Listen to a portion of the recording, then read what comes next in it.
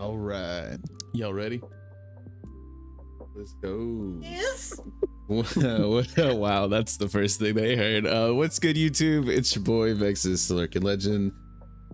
We are back here again with the full Scarlet Pirates crew for another volume of our SBS style streams. This is gonna be just kind of straight vibes. It's gonna be a good time. Lots of interesting questions already in the chat. Thank you so much to the people who left those for us.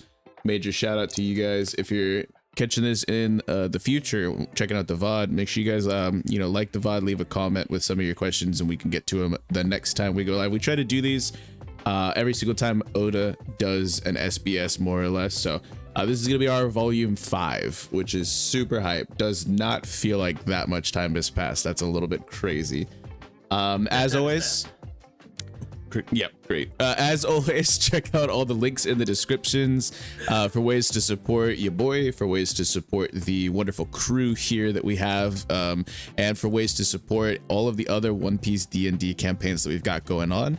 Lots of wonderful links there, lots of greatness in the description. So definitely check all that out. I worked really hard on it. It looks beautiful.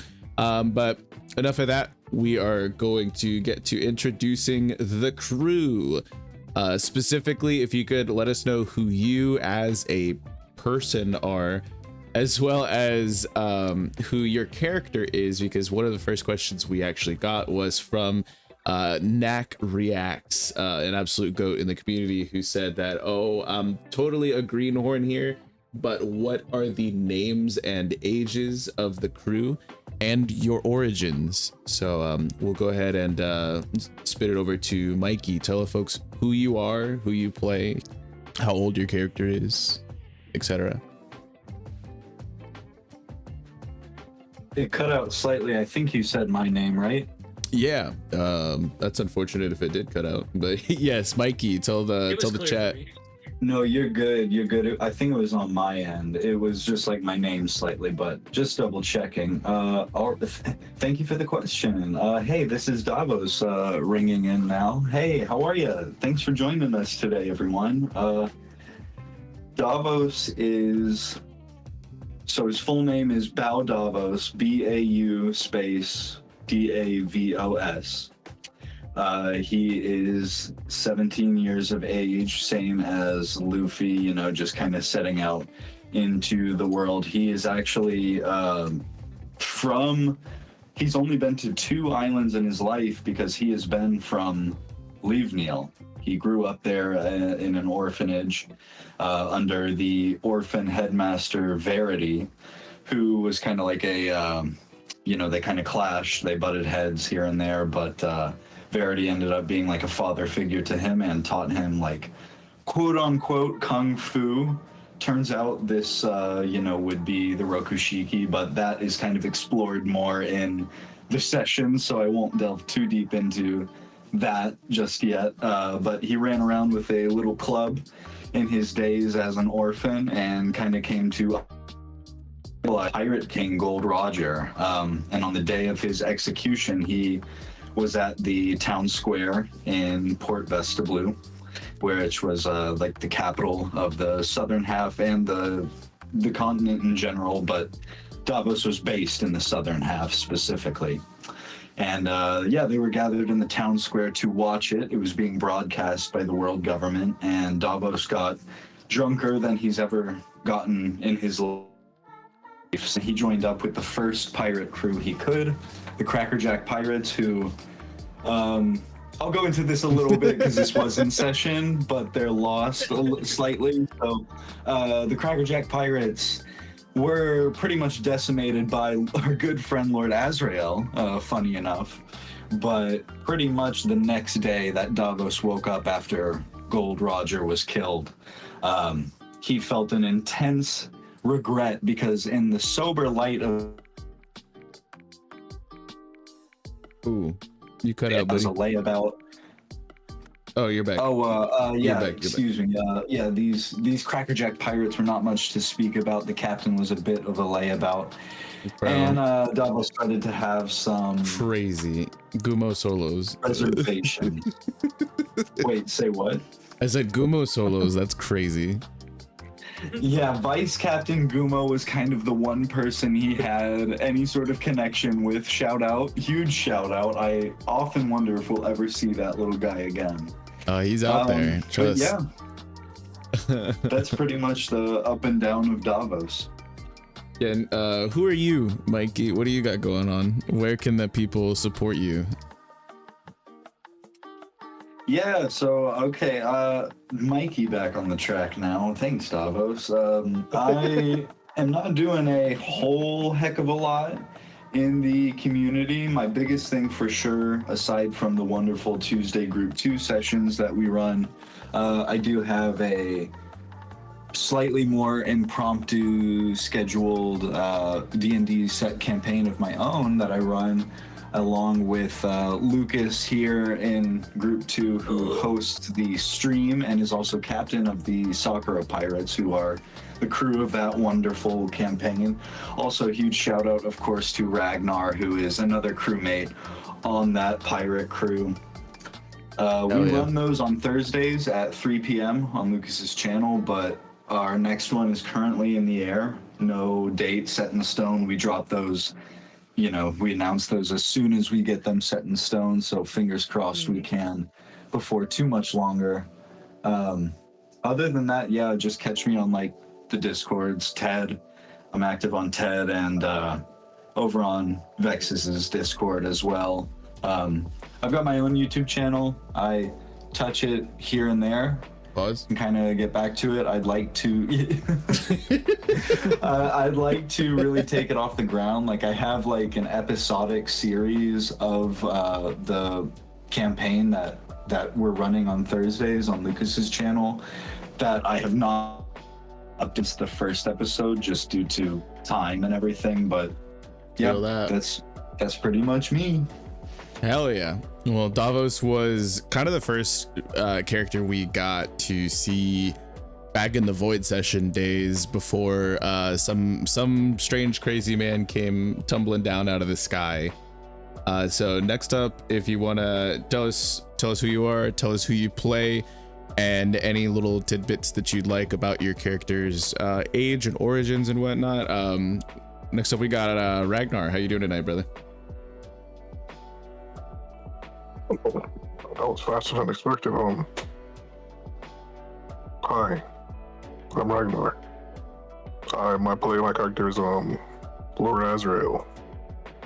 He's a fishman, a multi-pod fishman. He's supposed to be a mantis shrimp fishman. He starts the campaign with 4 arms because he lost his other arms before we met any of the crewmates currently. And he fell from the sky because he was originally from the Sky Islands. Well, not originally. He was from the Blue Sea originally, but he grew up in the Sky Islands. The character is 17. He's like big as hell. And he's kind of a nut job, you know? He lives on the dangerous side of life. Yeah, and he's a religious zealot.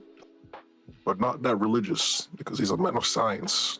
He can't deny the acts of God that he has survived by. So, yeah, that's it. Huge. And then after he came crashing down, we actually ended up meeting up with the next person who was introduced in the campaign was the queen herself. Next up is going to be Balincc. Why don't you tell us who you are and tell us who you play and tell us whatever you'd like about their age and origins.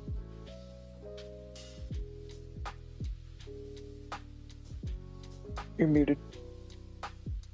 Balincc! Is that what I gotta do? Classic. Huh? Y'all calling me? Yeah, we're doing intros, brother. We're live. You want to tell the folks who you are, who you play? You want to tell them anything about your character's age or origins? That's the first question we got from the chat. All right. Probably know. I'm Balincc with like 2 C's. And I play Scarlet, you know. Scarlet is I don't know if I should say it.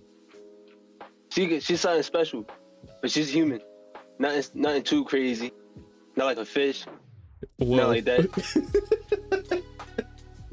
But the island I'm still trying to get her backstory down. That's kind of still in the works. But her origin, you know, she was sold into slavery, got out of slavery, and ended up in a Davy back fight and became a captain, which is some miraculous shit. Not gonna lie. Huge. But we made that shit happen. Hell yeah. And after that, the patched together crew ended up sailing their way over to the north half of Liv Neal, where they had ended up bumping into the next person we'll introduce. We got the first mate of the crew here, the vice captain of the Eternal Dawn himself. We got NoChill Dill. Tell the folks who you are, who you play, and all of and tell us that a bunch of everything about you is redacted. So he kind of spoiled it, but yeah, other than that, I am NoChill Dill, playing the character NoChill Dill, no relation, of course. My character's age is locked at 28 years old. They're not getting any older, they're not getting any younger. So it really doesn't matter to him how long this campaign goes on for. Their place of origin is redacted. I think that's all. Yeah. Huge. Yeah. W first mate of the W Scarlet Pirates.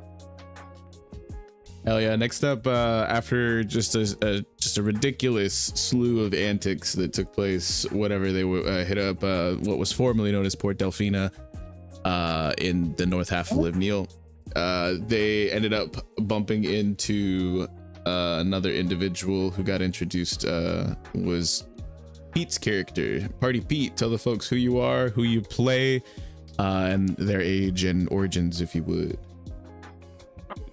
Of course. I'm a grand and illustrious PartyPete.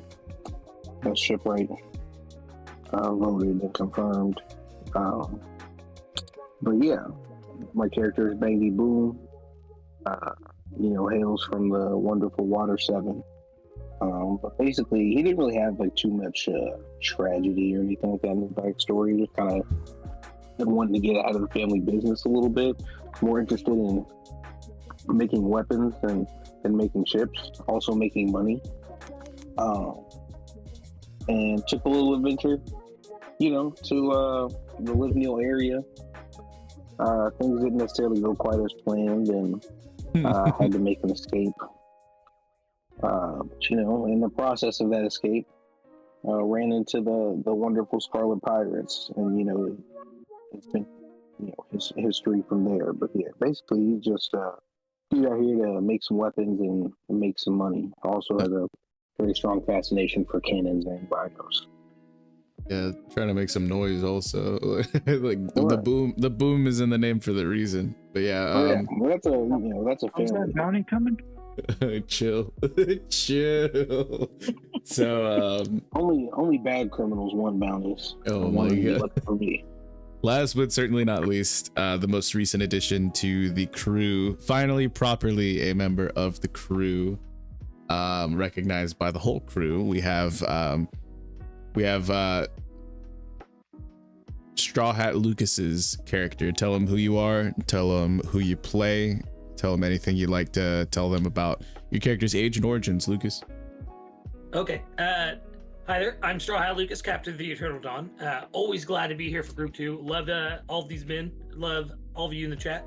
But I play Julian Casacasa, who loves to go by Cece.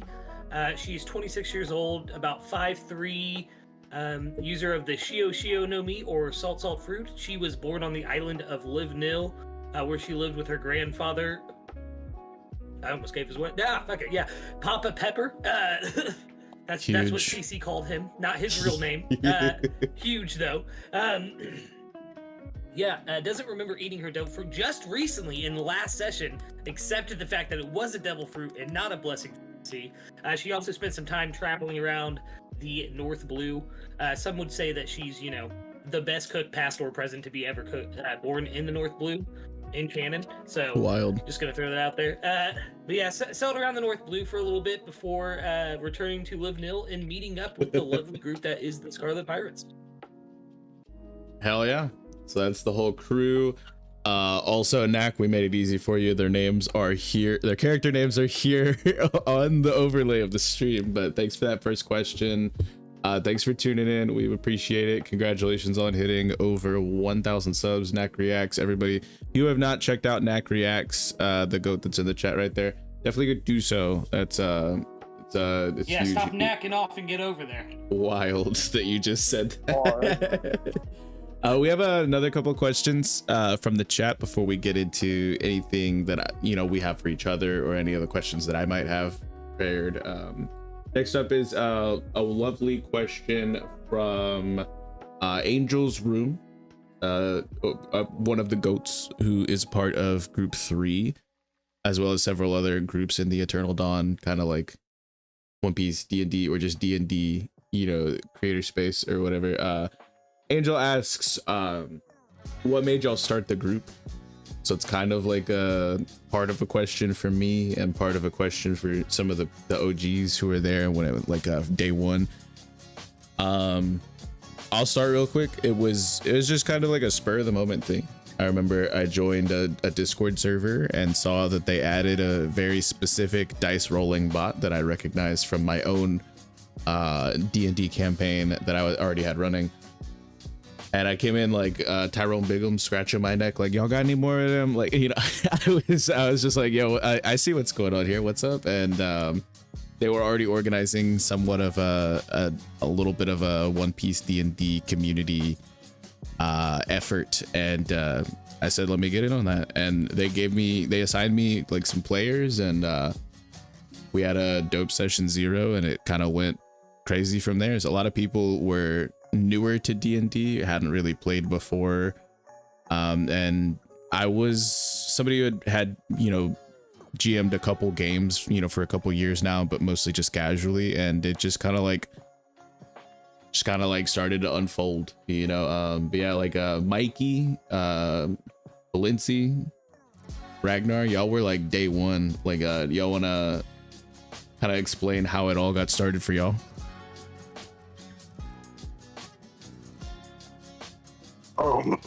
Again, I'm surprised my name was called first. But basically, I've been playing D&D for a few years. Early on, when the idea was introduced to me that, hey, we're looking for players for D&D here, and I was like, oh, that's cool. I said, what kind of D&D? They're like, oh, One Piece. One Piece? Oh, I went crazy, you know what I'm saying? So, but the problem was we didn't have players. So I was like, okay, now I need to find players. And it's really hard to find people that are interested in D&D, but also interested in One Piece. But imagine how hard it was to find people that were interested in One Piece and never heard of D&D, and getting them to play D&D, which is what I did. I basically just explained what D&D was, showed them a few clips or something, and then they were like, I'll give it a try, and now they're addicted. You're welcome. He said, he went door to door. Have you heard the word of our Lord and Savior, Dungeons and Dragons? Like, yeah, I myself have been playing since about 2019 regularly. I'd played a little bit before then, but not like anything I would say that like legitimately counts. Ragnar, you've been playing a lot longer than I had. So like, right, like you even played a little bit of previous editions, right? Yeah, I've played 3.5e and 2e. Oh yeah. And then what about you, Mikey? Was Ragnar somebody who knocked at your door? Like was he like a You kind of summed it up, my journey in as well. I mean, I've been playing longer than it felt when all of the OP D&D stuff was kicking off on Discord and stuff. I've been playing, like, it wasn't quite a year, but I still didn't feel like I had all the mechanics down, so I definitely felt like a novice, a newbie still, very much. But it was like so fun. I mean, I loved this sort of adventurous, chance-based, curated adventures. It was something I hadn't really like experienced before in a lot of ways, and I just love like absorbing any sort of stories. So it was a shame I couldn't join the first group that was reached out to me, but then it was like, oh, Bro, I well, forgot we'll be about making a lot more. So don't worry, like just keep your eye on it. That's crazy. Yeah. That's how far back it goes. I was almost in group 1, but it didn't work with my work schedule. Hey, I think So I was think like, you yeah, lucked I'll- out. You dodged a bullet. I think you rolled in that 20 there. We have endured, and I'm sorry to Lucas for your so trials funny. and tribulations. We'll there, we'll dig more into man. that once we get to Lucas's Group turn. 2. Well, I don't want to spoil any stories. That's so that- All funny. I'll say is group 2 solos. Oh yeah, that initial wave when we first were like, "Hey, we're gonna make it this D&D section in the server. We would do the One Piece D&D," was insane. Ragnar, you probably pulled in like 20 people. Like he was like, "I'm gonna get everybody." Yeah, Yeah, it boomed. There's a lot of hype. So Yeah. hard. And And then it hasn't stopped booming. It has just continued Yeah, on. it's It's not. been a really fun wave, and it's been fun to join Yeah. in on that. But I was there from day 1 for group 2. It's such a fun ride. It's crazy to think how much closer I've gotten with like everybody here, how much fun it is to just like riff in game and then hang out after session. And it really is like, I feel like I say this a lot and I don't want to beat a dead horse into the ground, but it's become a great place, great routine. Tuesday kind of feels like a Monday, so it's a nice way to keep excited, keep the energy up, and be excited to just like hang out with y'all and have fun with the Scarlet Pirates. hell yeah, it's always a vibe. What about you, Balincc? I remember when we were having session 0, you were somebody, I believe you said back then you'd never really touched D&D or really thought about it until this like campaign setting and this group, right? Yup. It wasn't even like a thought bubble at that point. And we were just chilling in VC, just talking about it. And I'm like, yo, I'll play. I'll play. And I'm playing, like, making Scarlet's character Vex, explaining how it works, how the dice rolls and works and all that. I'm like, yo, this is fun. Yeah, you were like a kid in a candy store back in the day. Like I remember you were like so excited, like you could do that. Like that shit was Yo, going. this is like I've made so many more character assistants. I've been in so many more campaigns, been in so many one shots. I just did my own one shot recently. Like this shit is fun as hell. Ever since Group 2 started. Hell yeah. But ultimately I believe like Ragnar was somebody who like spread the gospel to you, right? It was Ragnar. it was obviously you, Kev. Shout out Kev. It was also Angel and Who-Man. Shout out Who-Man. They all spread the gospel. Look where I'm at. I'm at the top. Group 2 solos. Let's go. And then Dill, what about you? Like I know you were a little bit of a later edition, but still pretty much like a day 1, right? Like Yeah. So in terms of like D&D and traditional stance, I had never played it until the One Piece D&D that we had played, and even to this day, like I still haven't played traditional 5e or anything like that, but I've played adjacent games whenever I was younger, like Baldur's Gate, Dark Alliance, goated series, both 1 and 2, goated. I had that was like my first intro period into it, and that was like as a 9 or 10-year-old, just like, oh, I could play a Dritz rogue. I don't know what that is, but it sounds cool.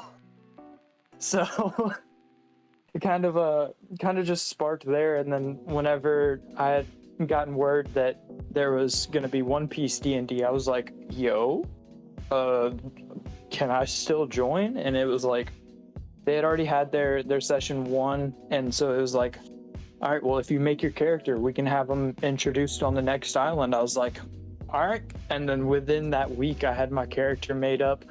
And then 2 sessions later, I think we had gotten the intro of Dill raiding a castle, alerting the guards, sneaking away on the Marine captain ship, who was later to become an enemy of the Scarlet Pirates proper, Captain Shivers, who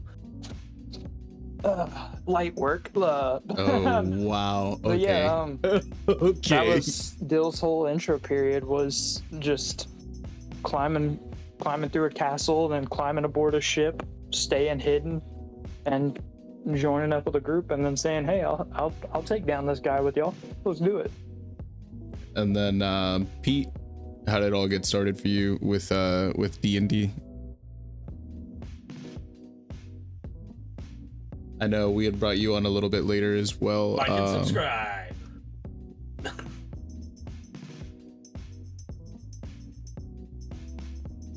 Well, I guess I'll spiel for a little bit longer then. I'm sorry, what was I'll that, spiel Pete? for a little bit longer then. Also, since then, I have joined into Group 3, where I play Sky P. Right. Born, and who was raised by his fighting father, Land P. Born, who the Blottos have just been introduced to.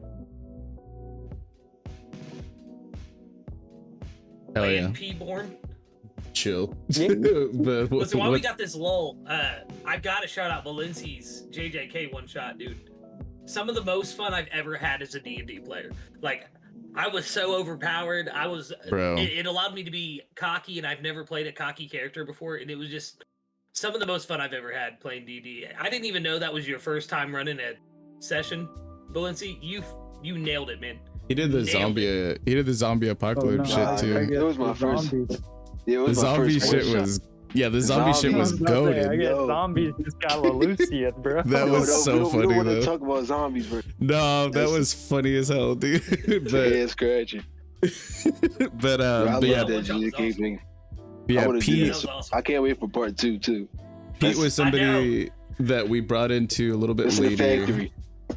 and Ooh, we had you get to that prison, bro. Do you guys have a date yet? bruh. Can y'all not hear me? Nah.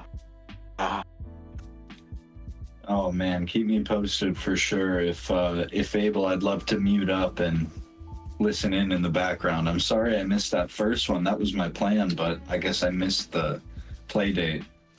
Oh, dude, it was crazy. It was insane. Dude, it sounds like it. The pitch was really cool. I was really intrigued. My character is a heavenly restricted, and I was literally dojo Bro. full of demon or cursed spirits, just beating the hell out of them. Bro, he was cooking, bro. There was something like, as I'm building characters, I'm like, hey, I think they can hang with him. All right, Nobody sound can check. hang with him. Can y'all hear me? No, actually, nobody. Which is crazy. Somebody. Even that big bad cursed energy or cursed spirit, bro, I was stepping to him. I was like, all right, yeah, let's go. Bro, shout out to my man's Peeny Weenie. Yeah, beanie weenie, man. Vex, are you okay? Yeah, can y'all not hear me? My shit is lighting up. Also, shout out to Vex. Yeah. Are you see it? The like button, Oh no! or we go pull up. Probably thought we Yo, could can hear y'all him this hear whole me? time. Yeah, like I've been Yeah, speaking now we this whole time. That's crazy. There we Now we go. can. There we go. No, I was saying, Yeah, y'all just That's kept why I was talking just over like, me. I well- was like, what the hell is going on? Like my No, shit was we turning kept green and hearing We couldn't everything. hear you.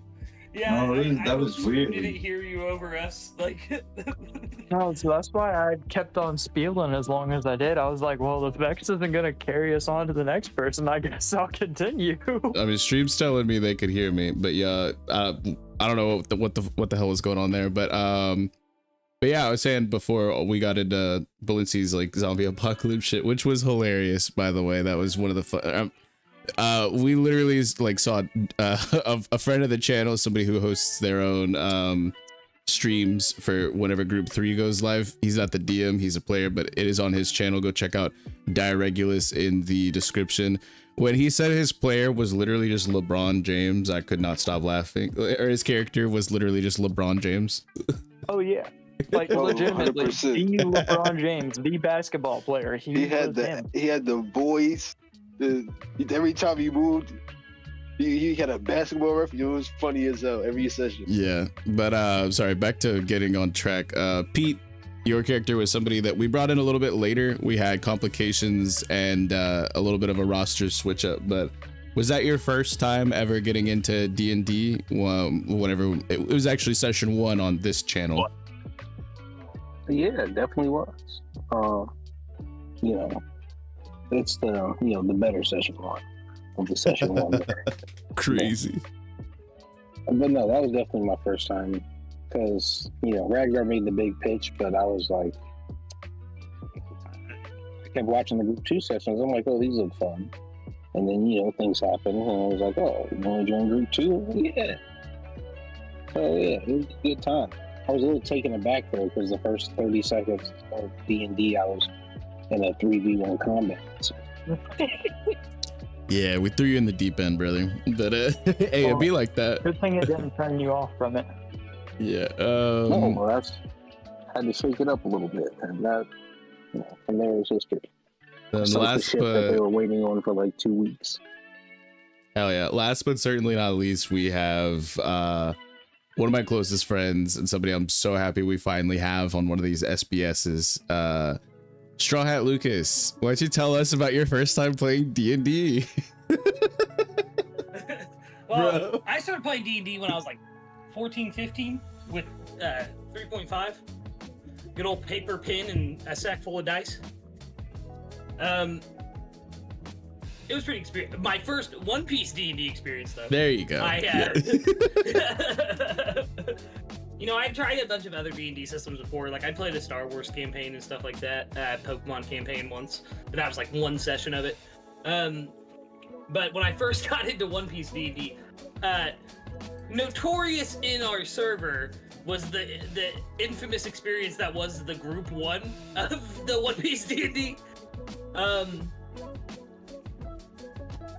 It was great. It was super great. It was a wild experience watching it happen live, but it just wasn't. It didn't quite have like the magic. Incompatible DM, incompatible players, like yeah, not like a good Group to play Group together. 1 had one of my favorite sessions of D&D that ever occurred. Which Group Which 1. one? Shout out to Which one? From that from the record. I bite my tongue. I bite my tongue. Yeah. I bite my tongue. No, but yeah, Don't forget I 2 and 2 and 2. that's crazy. But we gotta. I just want to point out. That I said in the chat earlier that one could say that Mikey dodged a tongue instead of a bullet, and Vex commented said crazy, but he was the one to bring it up in context. No, me saying I bite my tongue, it's an idiomatic expression meaning that I will choose not to say any words. It's also funny because situationally it's but no, it's just long story short. A wild session to be on the ship.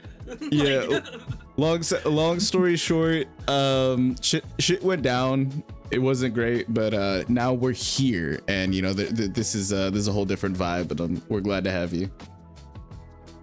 Yeah, I love being here, man. Group 2 is definitely, it's like Mikey said earlier, not to beat a dead horse, but it's one of the highlights of my week. I love getting on here every Tuesday and playing these sessions. Even if I've only been here for 11 of the almost 50 sessions, or 12 of them, it's still, like, going from watching you guys play every week, because I was there weekly, from like episode 13 on or something. Like, I'd catch episodes here and there, but then after I caught up, it was like, boom. I mean, if you count the void sessions, we're over 50, like which is crazy. It's crazy to think, right? Yeah, I mean, I still DM'd. They were still sessions. It's not as far as content. As far as content, I can't really count them. Okay. Bandy Boom's arrivals. That's hilarious. Party like a Bandy Boom party. But if we're going by that logic, Pete. Yeah, chat, if you guys have any other questions, we have some for prepared. Some of the crew have some for each other, and I have some for the whole crew, and hope maybe some people have questions for me as well. I don't know, but if you guys have any other questions, let us know in the chat. We'll make sure we try to get to those. I'm keeping a close eye on the chat, but this kind of leads in perfectly to a question that I had thought of literally like 20 minutes before we started stream. I was like, oh, this would be pretty cool. So thank you to Knack Reacts to the great questions. Hopefully you're enjoying. I know that you haven't really been able to catch any of the previous stuff, but yeah, this is kind of a bit of a taste of our antics. But the question I had was, and this is kind of for the whole crew here, especially for the people who were day one, because it's over like a year and a half ago at this point. If you know, for some of you it was your first character sheet that you threw together for One Piece D&D, and it's interesting to think about like how much more you know about D&D in general and One Piece in general since we've hit those points. And so like, is there anything that if you were to be able to go back, you might change about your character? So we'll start with the day one crowd. So like Mikey, Ragnar, Balincc.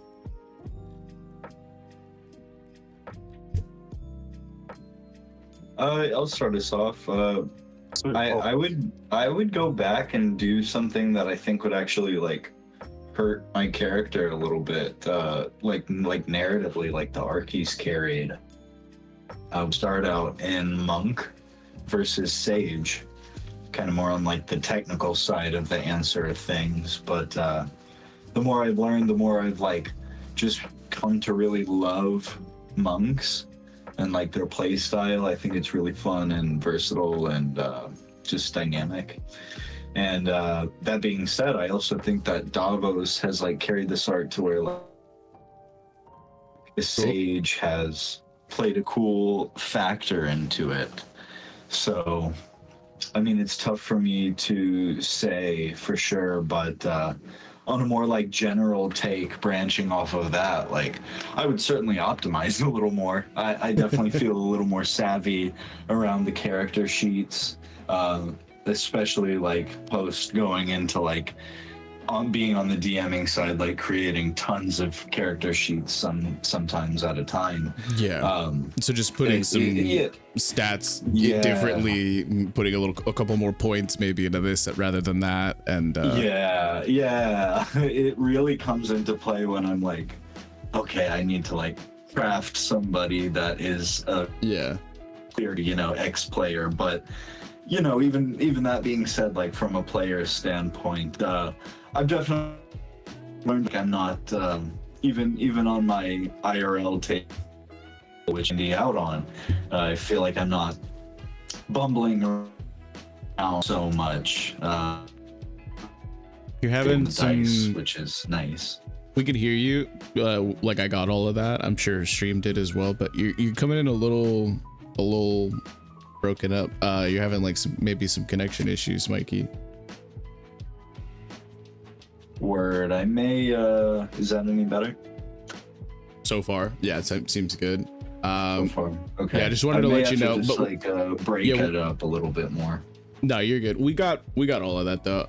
Now I'm ready for Ragnar to tell me that he wouldn't change anything and his character's perfect. Like,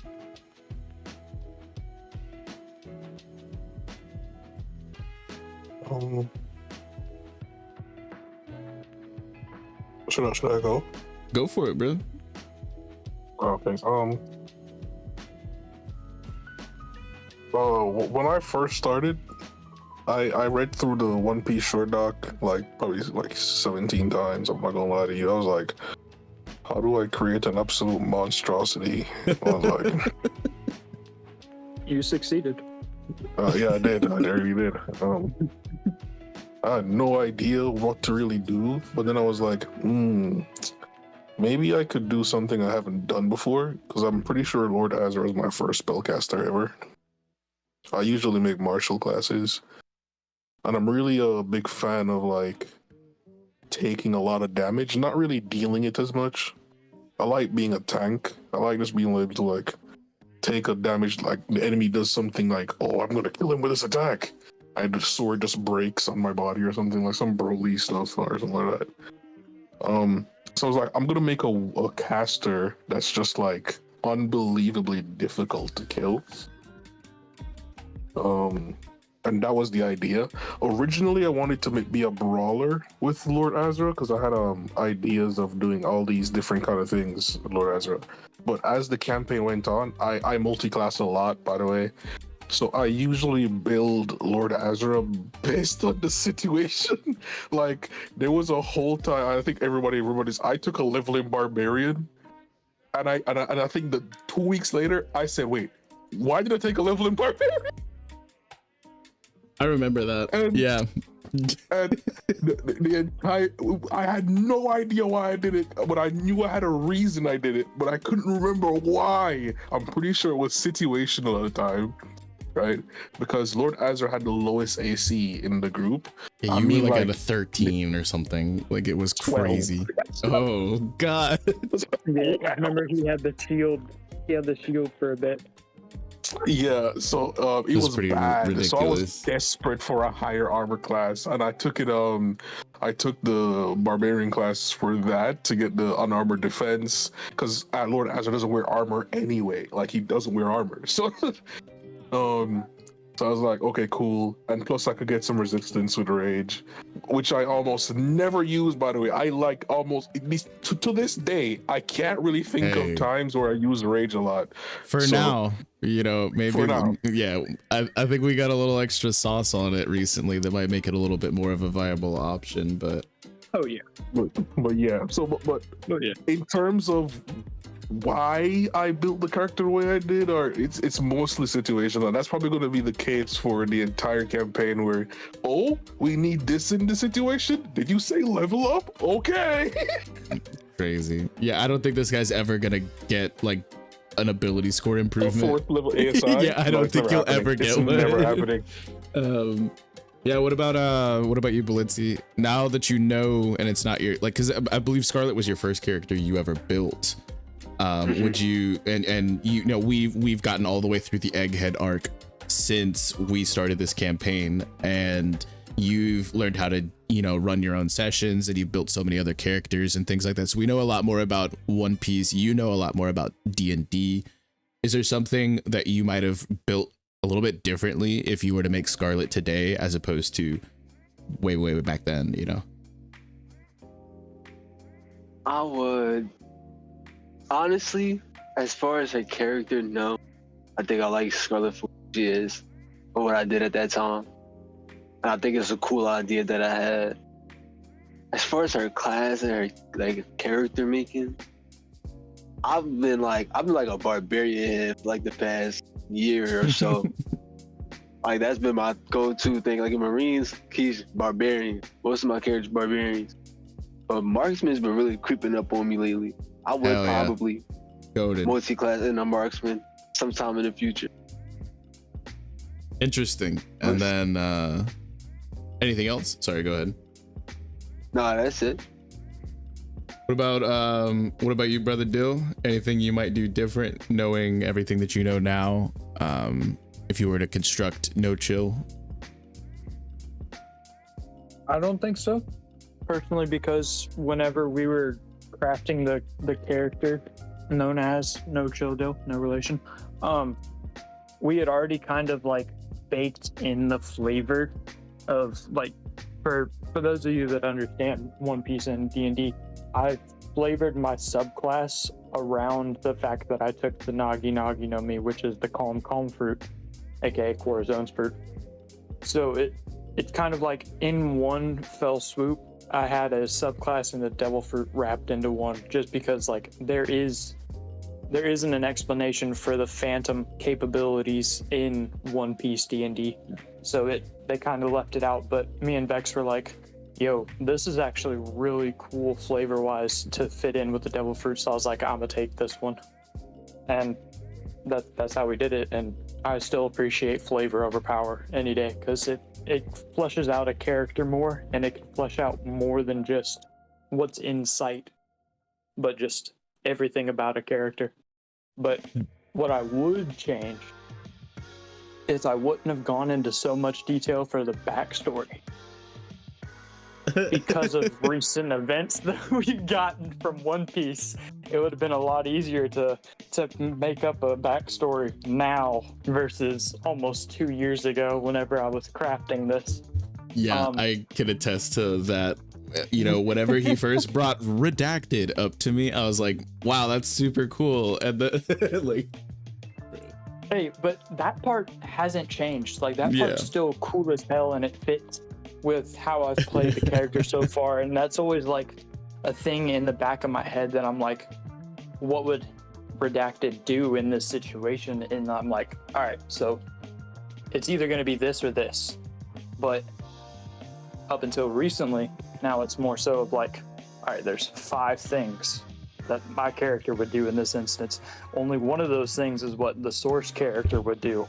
Yeah, this is all gonna make a lot of sense in like 20 years whenever we actually get Dill's character's backstory revealed. But yeah. No. So the way I've been thinking is like, Dill's gonna die before his backstory gets revealed. Crazy. Honestly. Like, what about?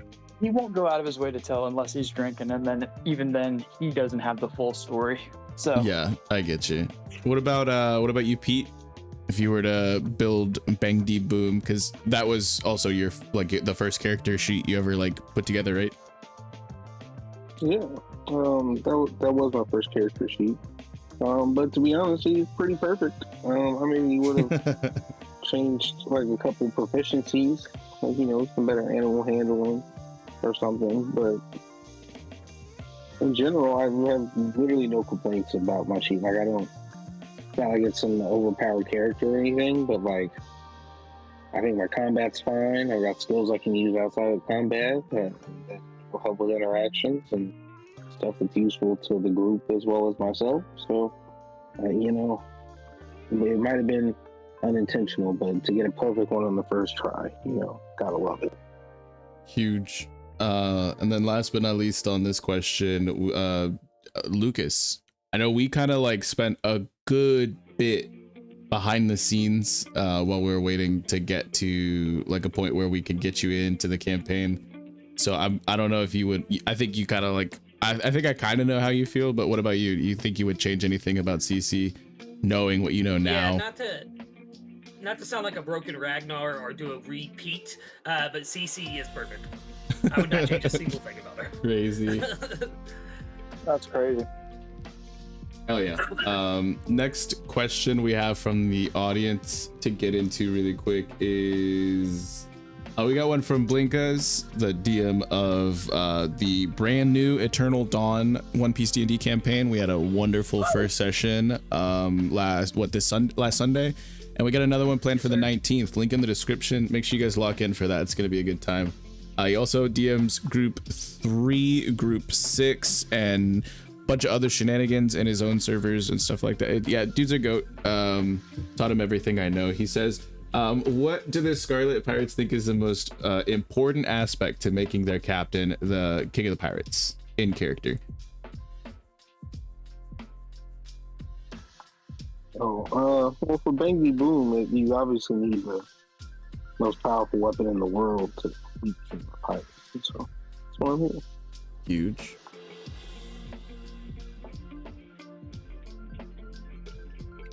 Anybody else? Anybody got anything?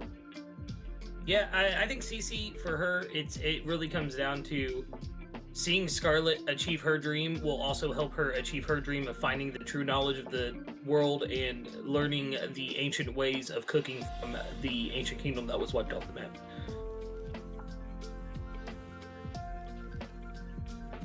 She knows that following Scarlet is like the right path to take. Huge. Anybody else have anything on that question specifically? It's a really good question. Like, what's the most important? Oh yeah, what's the most important aspect to your character, as far as making your captain the king of the pirate or queen of the pirates? Well, I don't think it's an aspect of my character that Scarlet needs to actually like become queen of the pirates. The fact that Scarlet convinced Lord Azrael to join her crew already proves that she's like queen of the pirates worthy. I'm pretty sure that's it. Yeah, she's gonna get that crown. So, in terms of my character, NoChill, Dill, no relation. The most important aspect for making Captain Scarlet Queen of the Pirates is all of us standing unified to help her accomplish her goal.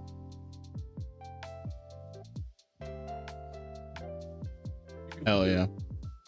I would say fights. Y'all gotta rumble.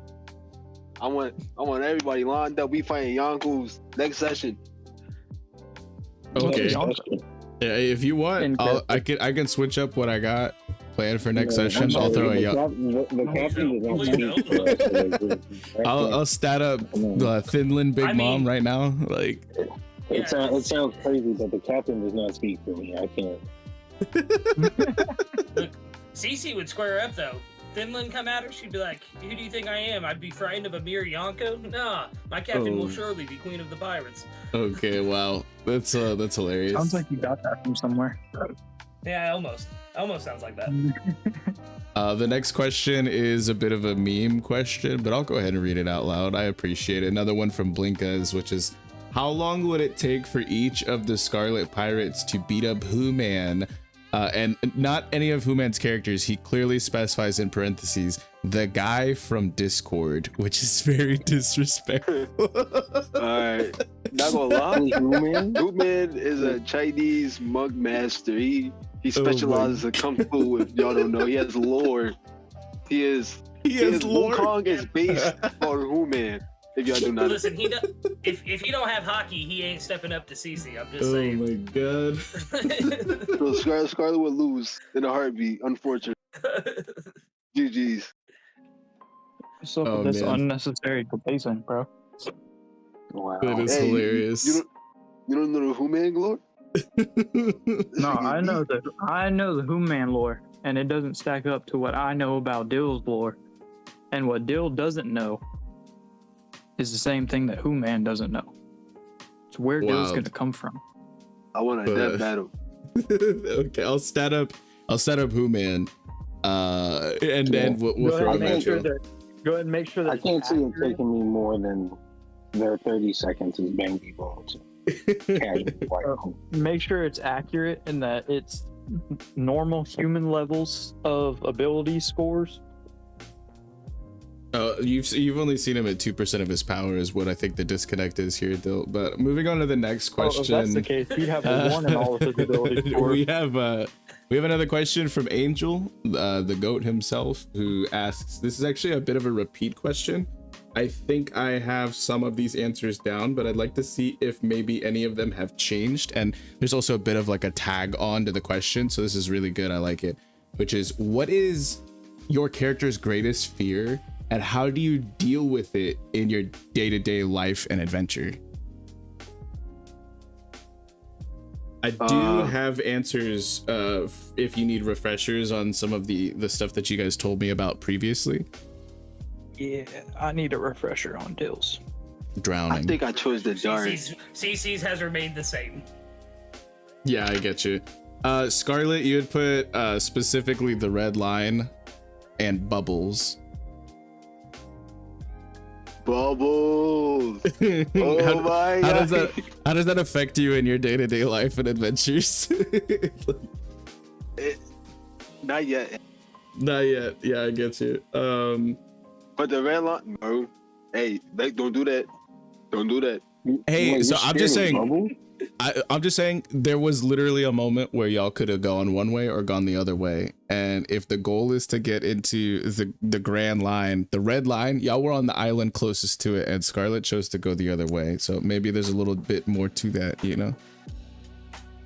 Absolutely. Hey, I'll do it every. Maybe next time I won't. Bang D Boom, your previous answer was poverty.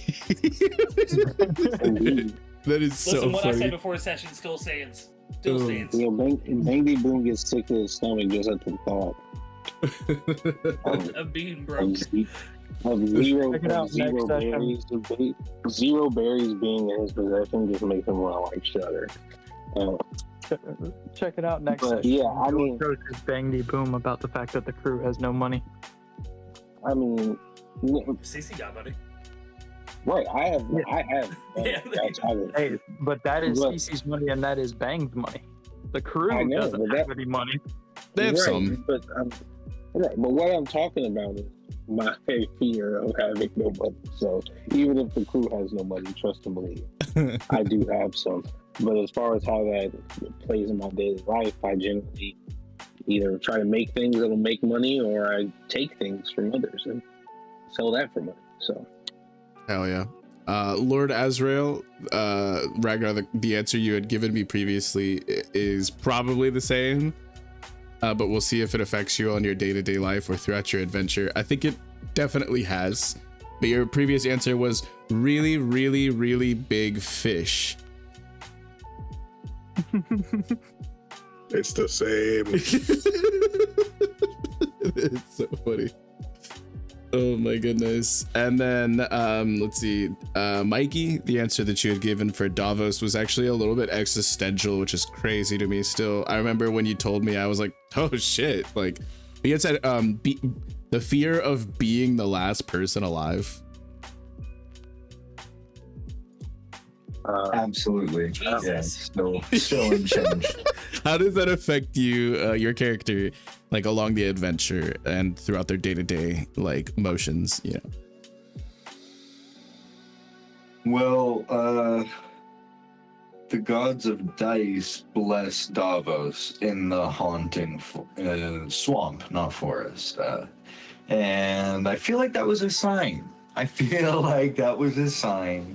That indeed his fear is fair, and he was intent to get back to his friends, and the dice rolled the quickest, literally, and I was even going to play it a different way, but the dice rolled me the quickest way back to my friends. Davos needs friends. Hell yeah. And then for Lucas, for Cece, I don't believe if we have gone over this is like your first full SBS, so tell us what you got for Cece. What is Cece's greatest fear?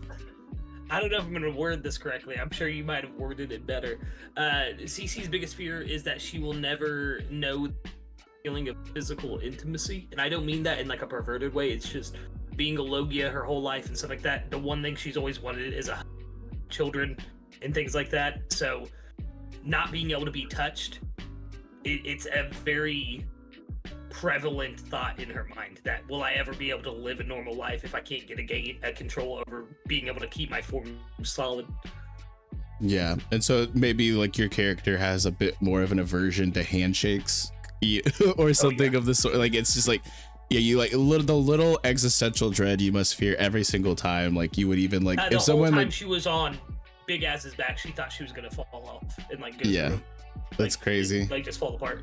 So that's also like a pretty deep answer. I kind of like it though. It makes sense for somebody who doesn't know what a devil fruit is and had a Logia power. It would be very difficult, I would imagine, in certain instances to keep under control. So that's terrifying. Oh yeah. Yes. Hell yeah.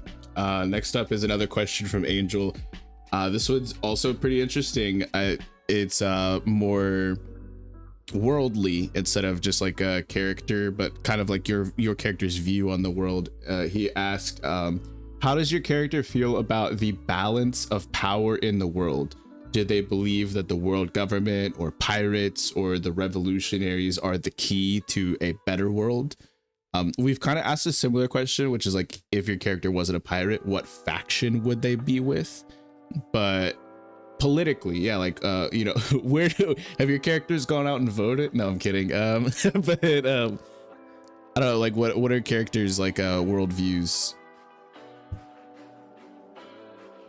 Hey man, Scarlet thinks the world government is trash. Pirates rule. After revolutionary, they make no sense to her. They don't even do nothing, in her opinion. Oh damn. So yeah, she's like, pirates should rule the world.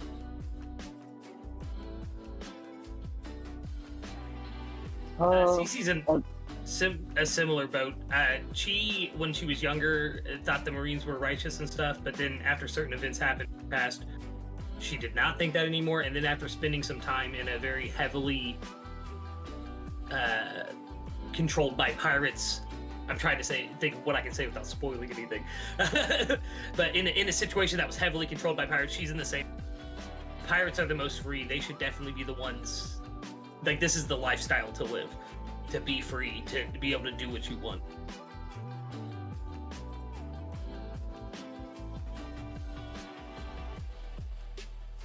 Anybody else got anything for that question? I mean, I think for Bangy Boom, it's really more of a, he's willing to work with basically the highest bidder. There's some of that's changing a little bit as he travels with the Scarlet Pirates, but like his whole objective in like creating new inventions and like things like that is to have as many people using it as possible and make as much money as possible. So whoever the best for letting that happen. As long as there's no personal grudges, then it's no problem. But as if he's traveling with the Scarlet Pirates, those sentiments change bit by bit.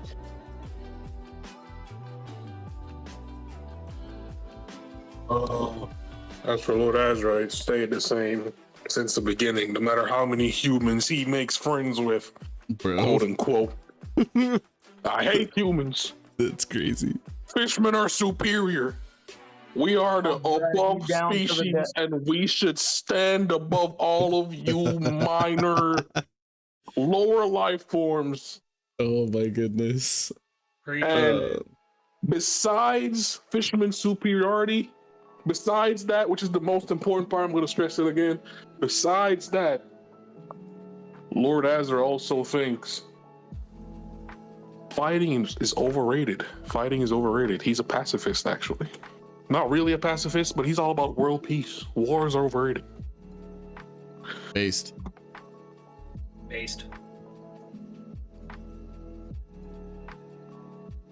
Interesting. If we had if that was everybody, another really interesting one. This is so funny from a One Piece standpoint and a D&D standpoint.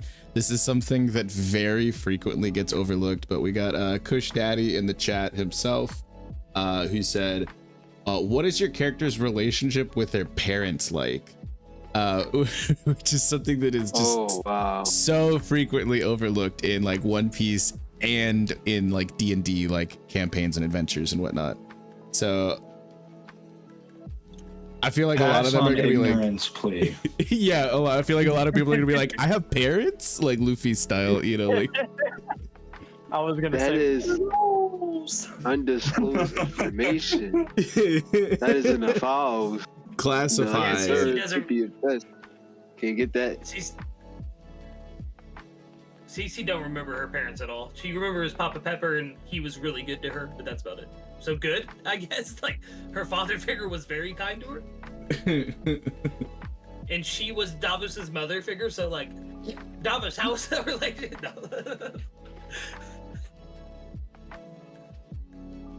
Huge. Yeah, Baby Boo, he gets got a pretty good relationship with his parents. No real animosity there.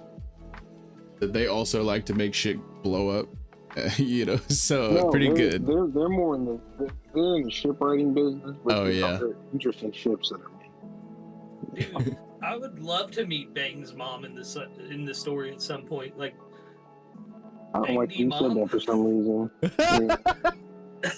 pause, Lucas. bro. Rubs me the wrong way. Some fucking sorry, Miss Jackson type shit. But for real. But no, let's see. I got a question if you're trying to find one. No, I've got a couple more in the chat. I'm trying to stay on top of before we spit. Ooh, I didn't answer. What was the question again? You answered. Parents. You're talking. Oh, parents. No, yeah. What's your relationship? What's Lord Azrael's relationship with his parents? Well, Lord Azrael never actually met his dad, but he knows his mom. She was also in slavery with Lord Azrael. But his mom said his dad was a mink. I don't know what a mink is, but okay.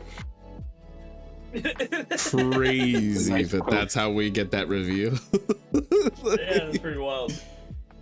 And then the next one in chat was another one by Angel, kind of similar to the previous one, and it's actually one that we have asked in the past, so I don't know if it is going to be changed for any of you, but I know that this would be a cool time for Lucas to answer for Cece. But it's like it's basically like, if you had to be in a faction other than being a pirate, like within the world of One Piece, like the Revs or the world government or this or that, any of the factions that we've been introduced to, what would you choose? And I have previous answers from everybody, but Cece, let's go ahead and spit it to you, like if you want to tell us your answer first. I think Cece would be with the Revs if like she had to join a faction. Realistically, because of the time placement and stuff, she'd probably be with the Scholars of Ohara, but that wouldn't end too well. How do you know? That's crazy. Spoilers. Yeah, I think table, that wouldn't end too well. Yeah. Mikey had also said the Revs for Davos. Lord Azrael, Ragnar, you said the underworld, which is pretty fitting. Right. 100%. Yeah, Bang D Boom said the world government, which is crazy. Look. I said anybody that would, you know. He said he'd be a Gorse. I have right here WG, just 2 letters. There was no more explanation that I have written down. It's just the, I think it's just the money. Like, honestly. It is. That's all Yeah. it is. You know, don't take it too personally. Yeah, no, I get you. It's what your character would do type shit. Scarlet had Balincc, you said sword, which is huge. I respect that because I mean, Absolutely. it's I'm pretty keeping based. that. Yeah, and then Dill had the most interesting one in my opinion, which was the World Economic Newspaper or World Economic Journal, is what you said for your character. You stand on that? I don't remember saying that, but I'm gonna take it. Yeah. He's I'll like, stand on sure, let's go. But yeah, I think that would, like, it'd be interesting, like, you know, like kind of if you were to like be in another life and put on a different hat, like what could you see your character doing outside of just being a pirate? Because a lot of it is circumstantial. If, you know, if Davos never heard of Roger's execution and the One Piece and things like that, he very well could have gone on to be like a Rev, right? Yep. A freedom fighter. So really great question there. Next up is a question from Who Man, who said, that's crazy. He said, tell the Scarlet Pirates that they can come at me, and then said just some ridiculous stats. So I'm gonna put that on the character sheet, and we're gonna throw you guys at Who Man. We're gonna see how long it would take you just to answer Blinkos' previous question. I think that's only fair. Of course, yeah. Yeah. Oh man, I will let you know as captain. I'm speaking as the captain. We will not be fighting you. You are too formidable as an opponent. But one day, maybe not today, maybe in like 50 years, we gonna run that fade. No, those stats have to be actualized to what his character would actually be able to do, and 50 D100 just doesn't sound reasonable. And then this is actually another great question here that we got. I think we answered this in like one of the first SBSs we ever did, but maybe y'all's question or y'all's answers have changed. But the Will of Dreams, aka the Will of Fire, aka the Will of Ohara, aka just Will, even though that's totally not your name. I found out and it broke my heart. That is not your name. So His name's not Will. I swear, I know. Bro, I was so crestfallen when I found this out. So a question by Will, if that is your real name. He said, what does your character think the One Piece is? Or like the Will of D, and like just like what is your character's view on like just the history of like and some of the bigger mysteries? Wait, right before that, Vex, Mikey, check your DMs real quick. Bruh. What was the question again? What does your character think the One Piece is? And like what is your character's view on like the Void Century, the Will of D, like shit like that? Do they know anything about it, or do they just not give a shit, or do they have their own ideas? Like Whether she knows, maybe. We can find out if the dice roll happens in a future session. But for the One Piece, that's a good question.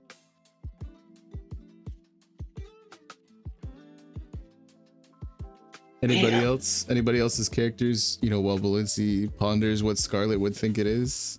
I'm trying to let other people go first. Cece's is wild. I mean, I think for Bang Me Boom, obviously, you know, with the name, there might have been some rumblings or something like that in terms of the D Clan stuff, but the One Piece stuff is more recent from what I understand with where we are. So, I mean, in Bang Me Boom's eyes, it's really just like some great treasure. You know, he's probably hoping it's a weapon of some kind that he can learn, or like some technology that he can adapt into his own thing, but doesn't have too many thoughts on the One Piece. But the Will of D, I think he's a little more connected with. Interesting. Cece canonically believes there's a city on the moon that's inhabited by little robots. She has no evidence of this, but that's what she thinks. And when she first found out, as far as the Will of D thing, she's starting to pick up on people having the name D in it. But she doesn't have any further thoughts, and she's just now starting to learn. Like, just like Balincc said, man, it depends on the role. When it comes to the Void Century, we haven't gotten there yet for her. But she thinks the One Piece is how to get to the city on. It's like a portal or something, like a Stargate to get to the city on the moon. A Stargate is crazy. Wild. Yeah, I think it's really interesting because it is still so fresh, and there's been such a buzz because our campaign takes place 24 years back. This is only just a handful of months after Roger's execution. This is the dawn of the Golden Age of Piracy. So it could be anything. It could be just a big old chest full of gold. It could be, you know, the friends we made along the way type shit. Like, it could be literally anything. And so it's interesting to see what your character might think of it.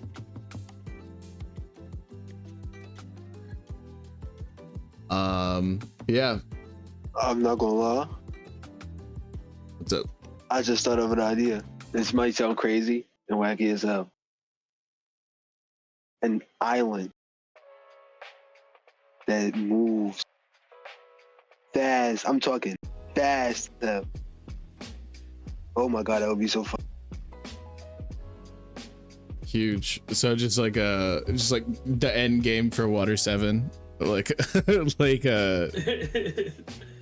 homies try to like make that shit a boat. Or like just, you know, Thriller Bark in general, you know, absolute greatness.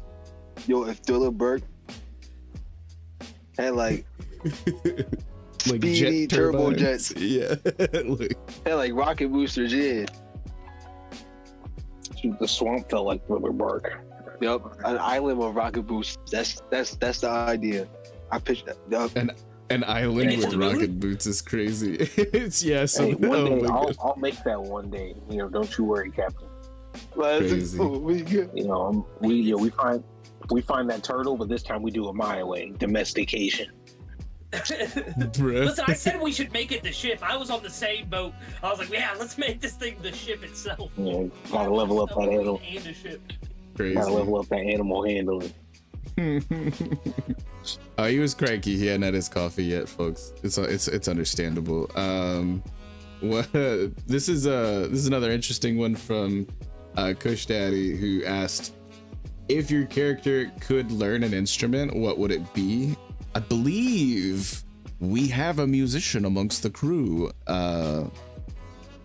Balincc, what Scarlet got? What does she know? Like how what's she play? What she play? She plays honestly, this is not even a joke. I hope nobody laugh, but she honestly plays slave song. It's not a joke. Oh wow. And she plays it with her heart. I mean, like instrument wise, yeah, like that's like, crazy. like One Spirituals. One Piece verse, waves in the water. Oh god. But what This is a good instrument? Yeah, what instruments does she rock? Her dream instrument would be like an electric guitar. That would be dope. But so far, like I think the shamanship that she has right now, and some drums here and there. It'd be dope if we could get her on a piano. That'd be fire. Hell yeah! I So think no that's about like it so far. no wind instruments, just like strings and percussion type shit. Mm-hmm. What about the rest of you guys? If any of y'all were, if we were to do a whole Scarlet Pirates like band, what are y'all picking up? What's your instrument? know what's crazy? I think we had this question in the past, and I'm not sure if I remember, but I think I said steel drums. Yeah, I think I remember that. Actually, that's so funny. I was gonna say because I'm pretty sure I said bagpipes in the past. Crazy. Baby Boo might pick up a sax, you know. I Oh, can yeah. totally see NoChill Dill, no relation, playing some bagpipes. Just like the sneaky music, the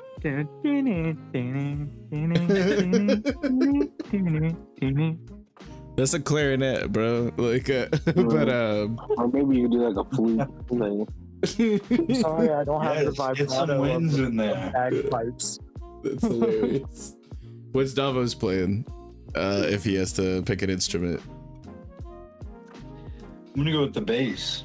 Channel my my Hell my yeah. inner bassist into Davos there.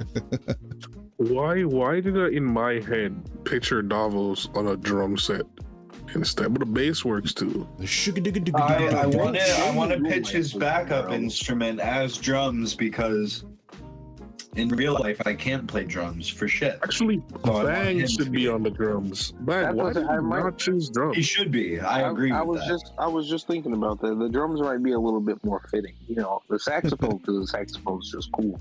But I also play drums in real life, so you know. I know, that's what I'm saying. There we go. You also have your multi-use leg. I mean, it could do so many true. things on a drum kit. It would be Imagine the double kicks on a prosthetic leg like that. That'd be insane. Yeah. Man. I know. Yes, you're on the same page. We're gonna do a It's jam. motorized too. We're gonna not do a Oh, game yeah. session. We're just gonna do a jam session one of these nights. Like I need that. But what about Cece? What's her instrument of choice? Listen, she's a little quirky. She played the synthesizer. The We can get synthesizer. Boo-Man to put together Yeah. all these different instruments in together as one instrumental. Some Oh my God. bagpipes, steel drums, some normal drums. I thought you were gonna say guitar. when you said What else quirky. is I it? didn't. You I didn't put the think you little were plastic gonna. tube in your mouth and everything. Bro, I didn't think you were gonna say synthesizer though, Lucas. I thought you were gonna say like theremin or something. She plays the melodica exclusively. It's like, oh, a lute. I play a lute, actually. A lute also makes sense for Bang D Boom because his whole catchphrase is like "run them pockets," like loot. You know, Oh. like Yeah, but no, I wouldn't actually play a lute. it's funny as fuck though. Crazy. Yeah, excellent questions from the audience. You guys are goated. Feel free to post any more that you got throughout the stream and whatnot. But I think it's time. Crew, did we have any questions for each other? I know Dill, you said you had one ready, locked and loaded. You wanna fire away? Yep. So, kind of related to that last question. Choose one song to relate to your character. Shout out Lucas pre-stream.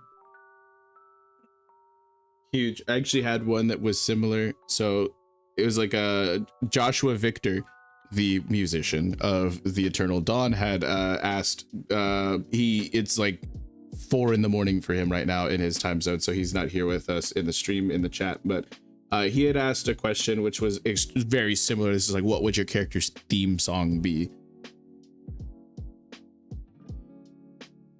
Oh, Cream by the Wu-Tang Clan. Thought it was gonna be If I Was a Rich Man. No. That was a good idea from Lucas, but to be honest, more dear and dear to my heart, it would be definitely Cream by Wu-Tang. You know, cash rules everything around me. Dollar bills, y'all. Who's next? You got theme songs, or like I also wrote like go-to karaoke song, if that's like something that's easier, like I don't know, like whatever the vibe is, you know what I mean? Or the meme, I really want to say salt and pepper. Like, push it. but salt and pepper's here. But When Dill did the bagpipes like sneaky music, that's what I thought he was doing. Like I was like, oh shit, push it real good. but yeah, I think the night begins to shine from Teen Titans Go is what Cece's theme song would be. That's crazy. Yeah, I love it. Hey, listen, that song's a bop. The show's terrible, but that song is a bop. Shout out to the OG Teen Titan. For Lord Azrael, we crowned the Empire Superstar. I'm writing all this down right now. Goated shit. Y'all should listen to that song. It's really good. So for Scarlet, I was thinking I'm gonna pick "Don't Stop Me Now" by Queen. Because Queen would just be Scarlet band. That'd be her shit. You know what? That's so fitting, Balincc. I think you're right. Like, Scarlet would definitely be rocking Queen all the time. They call her Mrs. Fahrenheit. That's crazy. Yeah. Yo, if we ever go undercover, that's our next undercover name. I'm gonna write down my sheet. Huge. What about Davos? What's Davos's theme song or like go-to karaoke bop? I'm gonna kind of cop out and just say for this like current upcoming arc, this is like Davos's personal OP, I guess. Yeah. Or excuse me, Roundabout by Yes. There we go. Oh yeah. Yeah, the JoJo theme meme. Yeah. Everybody knows it. It's a classic. Yeah, it's a bop, man. Great pick, but yeah. What about you, Dill? Since you asked the question. So I was trying to find like the actual name for it, and I can't find the actual name for it. But this entire soundtrack from this game has overtaken it. It's because whenever either the last SBS or the one before it, it was asked of what genre of music is most closely related to your character, and I had said dubstep. Well, Razormind from the Payday 2 soundtrack. What a deep dive. I love that. Yeah, that's a deep cut, bro. It's just because like the breakdown, I always envision like whenever my character does the silence bubble, like he can hear what's going on, and so just like it's almost kind of like the monkey playing cymbals in your head whenever you're like not paying attention to anything. That's what's playing in Dill's head as he's like running through with the stealth bubble up, is just Razormind. Huge. Yeah, I think I got all that written down. Some really interesting picks. I definitely vibe with I love the Roundabout pick, but Don't Stop Me Now is just too based. Like that's crazy. And I've definitely heard Crown the Empire, but I don't know the song Superstar off the top of my head, so I'll have to check that out. I had a question to spit to you guys though, if we could. This is one that this one, like, take your time, you know, maybe answer it throughout the rest of the stream. You don't feel pressed to answer it right away, but we're back on the ship, y'all, and I gotta ask, what does your character's room on the ship look like? Oh my god, we have rooms. You have the captain's quarters. Yes, you like. Yeah, you have your own room. Mainly Oh yeah, I do that. Bro. So what does the captain's quarters look like, Scarlet? Scarlet, I don't know if y'all watch the streams, but she is not one to tidy up. Yeah, that checks out. Hopefully in the future she could make that a daily thing, but yeah, that is trash all over. But does she have like posters on the wall, or like, because she's into music, or does she have like newspaper clippings, or she got like books, or like? Yeah, she got like, if you like walk in, it's like she has like her name spelled out in like musical notes, which she kinda can't read but can read at the same time. It doesn't make a song of any kind, it's just placed there to spell out her name. And then it's like this space next to her desk where she hopefully can get like a little stand, a little chair for Ragnar then in the future. Again, curse the character that took our old ship. And yeah, it got all types of little decorations, little things here and there, but nothing too crazy. You got like a map making like table in there or something. Yeah, she do all her business. Her big, she calls it a captain desk. She got like a makeshift name that says captain in parentheses Scarlet. And then desk spelled completely wrong. DESQUE. Yeah. Dex. DEKS. What about Bang D Boom? Is his room just like actually a fucking forge? Like, I mean, pretty much. Like in terms of sleeping arrangements, it's like a little bit nicer than a cot, but like the rest of it's pretty much, you know, there's blueprints on the wall, there's blueprints on the table, like all types of stuff. You know, he's not a big drinker, but you know, when he really getting to grinding the gears, you know, he has a little pipe that he smokes while he's working. And then there's just like a blazing forge and a bunch of tools to work on. So that's, you know, they're not glamorous quarters at all, but very productive. I vibe with that. What about Dill? Is Dill a cot kind of guy or a hammock kind of guy? What's he feeling? So I would say hammock, but it's more so of like the full VR setup. Like you got like the chamber that like closes in over you whenever you put over the mask to like get put into the video game world, but it's just like one of those like a metal, kind of like a trough almost, but it's like because it's like it's angled, but it's just like he just lays down in it. That's crazy. That's actually crazy work. What about Davos?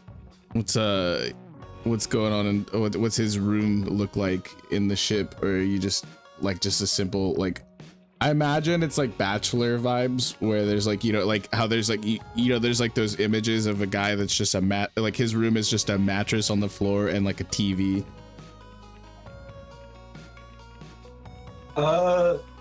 Definitely slightly. He has put in a little more effort as far as, you know, he is able with the things that are to him at the moment, of course, but no problem. He's making do, you know. It's you know, it could end up on certain subreddits depending on certain people's taste. Davos would not frequent those sorts of subreddits. He's all about, you know, just living in the moment, enjoying, you know what I mean? But anyway, yeah, I think he's trying to be a little more tidy than he was in his teenage years, for sure. But he's trying to get decked out. For your character, Ragnar, Lord Azrael, I think canonically, before you were on the crew proper, you lived in a dinghy on the side of the vessel. Do you have a room at this point? To this day, I do not have a room. As a matter of fact, the people I capture have a room and I don't. I sleep on the dinghy on the outside. That's hilarious. You have like a little pillow and a blanket and like maybe a little teddy bear, or like it's just completely just nothing. It's more like a lump of rope that I rest my head against, you know. Lord Azrael always gave me the vibe that he like sleeps upside down on the roof like a vampire or something. That is hilarious. Maybe if I was some kind of Batman, then yeah, maybe. But nah, I sleep in a fetal position sucking on my thumb. He would be cuddled up with Ragnar then if Scarlet hadn't commandeered his only friend. Thought y'all are all friends. That's crazy. But that's interesting. And then I know Cece, like me and Lucas had kind of already talked about this one back when we were like kind of ironing out all the details before your full introduction. But I think you described it literally as just messy as fuck. Yeah, very, very much like it would be like how her home was, you know, A lot of homemade ornaments from the bones of the animals that she'd fed you guys and stuff like that. Fur blankets and stuff on the bed because she likes to hunt. But other than that, very conspiracy theory-esque. Like, there's a desk, but it's covered in papers and books. There's a cork board with a bunch of papers and drawings of the moon and tiny robots, like, all connected with string. Like, it's a mess. She's a very messy person, which is weird because she runs a very clean kitchen. Personal space-wise, though? Nah, that bitch messy. That's typically how it is, as somebody who has worked in kitchens for over a decade. That is definitely typically how it is. Huge. Just getting some more details written down about some of y'all's answers. I think that was everybody. Next up, real quick, is this one's a super simple one. What's your character's go-to like cafe / bakery order?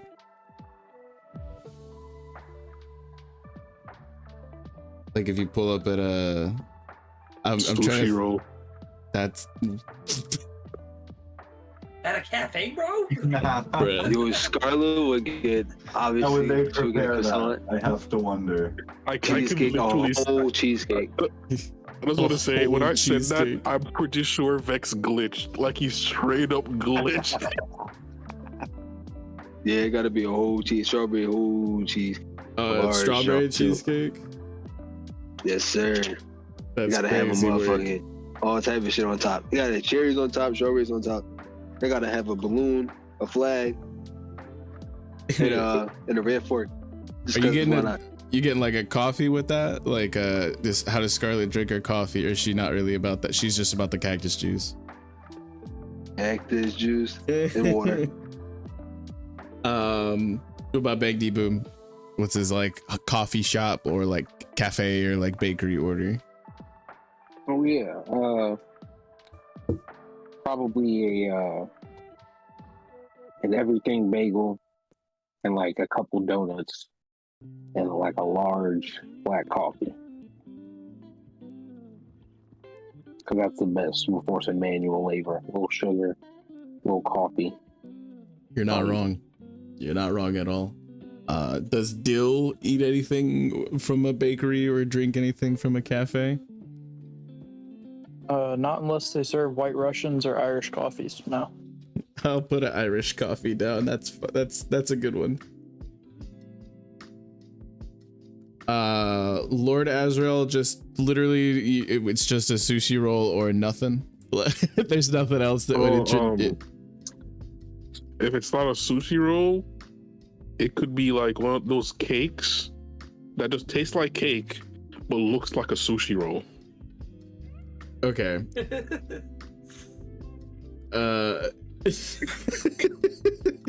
I'm just gonna put sushi / cake. I was gonna say some like foul shit, like would he have like a seafood smoothie or something? If that like That sounds horrible. A salmon flavored sushi. Or a shrimp slushy over here, like that's crazy. What's Davos ordering if he walks up at like a little cafe? They got like the muffins and the trail mix and shit. Like I'm trying really hard to think of a One Piece like adjacent like Starbucks analogous. Like what would you call it? Like Starberries? Starberries. Hey, back in the day, those were they put some shoes out called Starberries. Hoggy Would definitely, my first choice would be a StrawHatLucas, which is like a. How do you spell it's that? An Italian pastry. It's SFOGLIATELLA.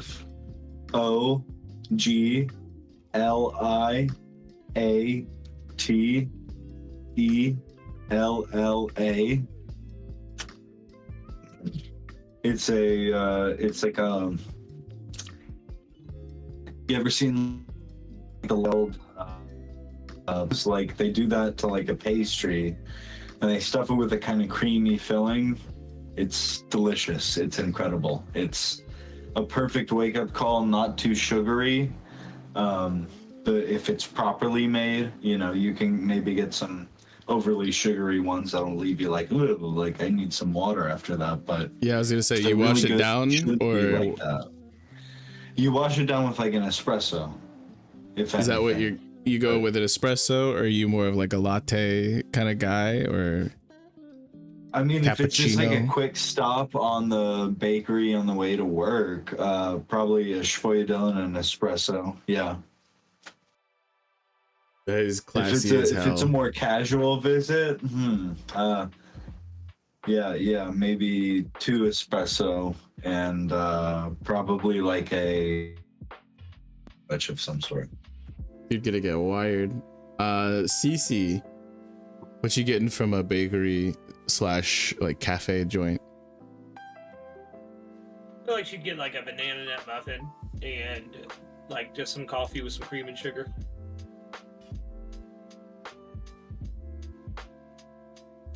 Hell yeah. Plus, I'm gonna be honest, she wouldn't be caught dead in a cafe. She'd make her own shit. She'd like hand press the coffee and everything, grind the beans herself.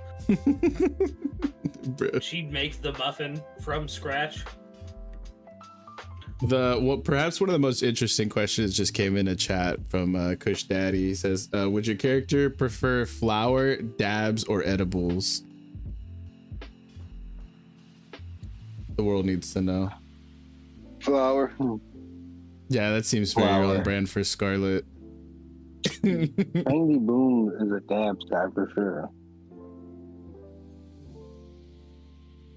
He just busts out a rig out of his toolbox. Like, Yeah, man, I got one in the workshop. You know, that's where the creative juices flowing. I was about to say, yeah, Cece's sparking up before cooking every meal. Like,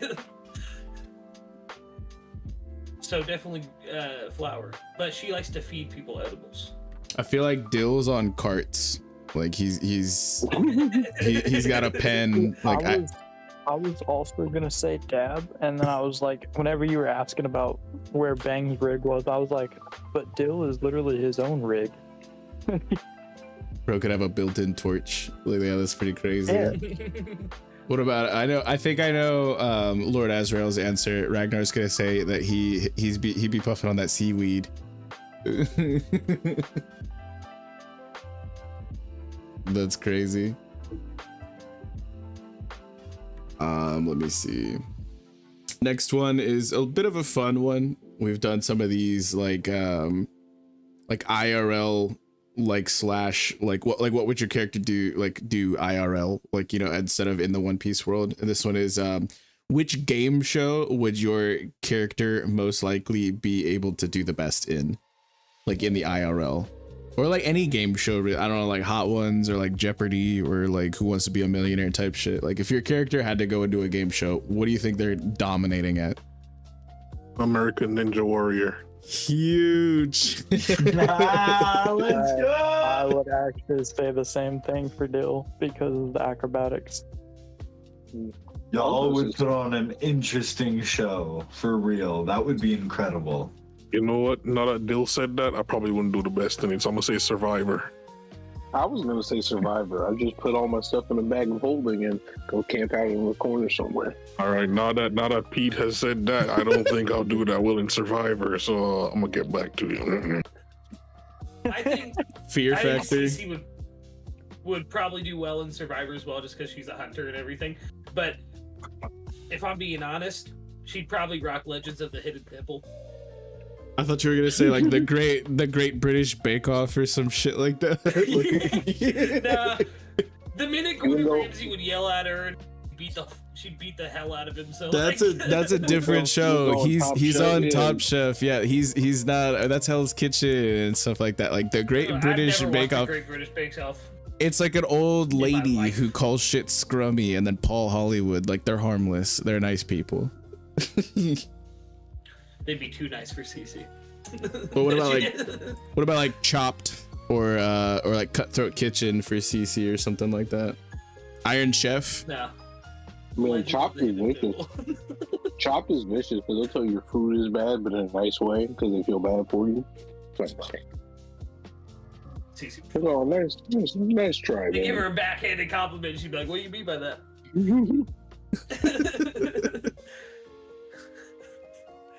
I feel like Scarlet's on that Deal or No Deal shit. She be gambling. Bro, I was. Oh my god. I was also thinking that. What's the one where you gotta spell out the word, but like picking a letter? She would be terrible at it, but it'd be fun to watch her play it. Yeah, Wheel of Fortune. I think that's what it's called. Yes. She's like, I'd like to buy a vowel. There aren't any vowels left. Give me a D. Give me a D. That's crazy. I just typed Wheel of Scarlet instead of Wheel of Fortune on my note. Yes. Yo. No, I think Cece would do good in the kitchen competition. I just remembered that Legends of the Hidden Temple has a water course in every episode, so she would not be able to do that. God damn it! I already typed it out. Which I thought about it, What's it? and I realized it has to be Deal or No Deal. There it is. It has to be Deal or No Deal. That's I that's pretty considered fitting. saying Family Feud, but in order to do that, you need a family, so that won't work. So I didn't say Deal or No Deal. Oh my god. Which kitchen competition for Cece? Chopped is pretty interesting.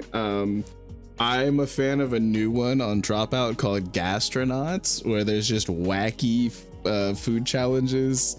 Like Brennan Lee Mulligan asked the chefs to make just like the heaviest dish they possibly could, and not like heavy as in like, oh yeah, that's a lot of carbs, that's gonna feel really heavy. No, like they literally busted out like a triple beam balance. He wanted the most like heavy meal, like whichever chef. It's like, I think that'd be hilarious, like a super unconventional one like that, or Cutthroat Kitchen for Cece. Are you going straight Chopped? I think Cutthroat Kitchen, actually. I've watched more Cutthroat Kitchen than I have Chopped. Dude, it's fire. It's actually fire. You know what would have also been good for Bang D Boom was Forged in Fire. Guts from the old Nickelodeon game show days. Like he taking the aggro prag. Bro. What about Davos? What's your game show? I've never actually seen this, so I can't really say if this is accurate or not with Big Brother, because I'm right about the premise. It sounds incredibly hysterical. You just get locked in the house, right? Something like that, yeah. That's actually kind of a that's kind of hysterical. That's kind of a based pick, I'm not gonna lie. That's hilarious. Davos would probably get along with all the people in the house. Like, I feel like he'd probably do pretty good. Yeah. Or I'd call him out on all their fucking bullshit. Like, no block. You know what I mean? He would definitely end up in top 3. Some interesting answers. I don't know the show, so I don't know if that's a compliment or not, but I hope it is. I think it's literally just vibes. It's just vibes based. Oh, yeah. Like the more enemies you make, the more likely you're to get like voted off, right? I don't know. I've never fucked with Big Brother either. There's like contests where you can become the head of household, and every week they vote someone off. So like alliances are a big part, but if you strategically get the head of household in like the final 3, you're guaranteed to win, because then it's you and one other person, and you could just win the next competition and get him out. Surprised nobody said, "Are you smarter than a 5th grader?" Because I feel like that would be cake. But have you met our characters? I was about to say, I think it's more telling that we didn't say it. You're right. Speak for your own characters. Bang D Boom is definitely smarter than a 5th grader. Oh, so what was Cece? But under that kind of pressure, looking at Jeff Foxworthy's face, no. What was the one with? They give you that new math.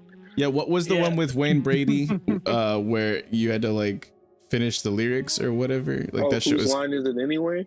No, that's improv. It was like a. Dude, Ragnar, imagine Lord Azrael on whose line is it? I'm just imagining, like that would be hilarious. Actually, when Colin Mockery does the fake run into people and slide down the pole gag, like he does that, like Lord Azrael does that, but he's huge. He's like 12 feet tall and has 4 arms. Like, yeah. Oh my god. Yeah, interesting. Like, we'll see if that answer changes, but now that that's in your headspace, keep that in mind for the next SBS maybe. But really interesting answers. We got another interesting question in the chat from Cube of the Red Sea, the historian of the Eternal Dawn himself. What's up, Cube? He said, hey, the midnight oil, huh? Yeah, hey DM Sensei, question for the entire team. Would your character rather swallow a katana or the spiciest chili from Hellbath's kitchen? Forget a katana. She would swallow her graceful. Hey, yo. Give me the chili, bro. Yeah, you got boom in the name. Like, you're prepared. Like, give me the chili. We cook spicy food in my family. What about I'm gonna piggyback off that and say the Hellbath kitchen as well. Yeah, the spiciest chili, gladly. I'll take that challenge. I think for Cece, it wouldn't even, like, Cece could literally just like put the katana through, and like it's the whole Logia factor, you know, like it's a non-issue, right? As long as it's not like a black blade or something like that. Like the katana would be like the easiest. What about Dill? Does Dill even have spice tolerance? Like, can he? It's just like a non-thing, right? Or if alcohol affects him, spice might affect him, right? I mean, so capsaicin is directly like the receptors are in the tongue, right? Yes, but like there's also like some trickery that goes on in your brain. It's complicated. Like, we still don't really know everything about spice. It's definitely katana. Bro. Let's see. Next one would be what's your character's favorite board game? Like, if like of all the IRL board games and shit like that. I didn't get to answer the chili. I see how it is. I literally posed it to you and you were muted the whole time. I know. I heard you. What was the question? The first one was, it was in the chat posted by Cube of the Red Sea. He said, would your character rather swallow a katana or the world's spiciest pepper from Hellbath's kitchen? What's the difference? Bro. Crazy. But the next one that I was asking was, what would be your character's favorite board game? Like, of all the IRL board games. Go. 100% Go. Yeah, it'd be Monopoly for Go, like the Japanese. Oh, Go. Okay. Bro, I'm so surprised you didn't say Battleship. No, Monopoly is much more. Because you don't just take ships from others, you take money from others. Because with that money, if you really want to, you can buy ships, but definitely Monopoly. What about Lucas, Balincc, Mikey, Dill? Scarlet? Boy, I don't know. What she put? Like, guess who? She'd probably be like a. Ah, man. Probably like charades. Ooh, charades. Do that count? No, I don't think it is. There's not really like a board. I don't know. Like. Okay. Shit. Nah, man. I don't think so. It's a shit ton. You ever played Munchkin? It's pretty fun. What else? Cece, it would be Mousetrap. She would love playing Mousetrap, but she would hate tearing down and setting up Mousetrap.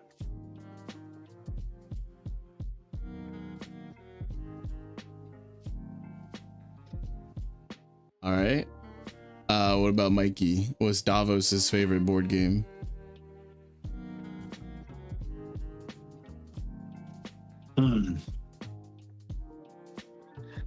Hesitantly, I say Life, because it's just like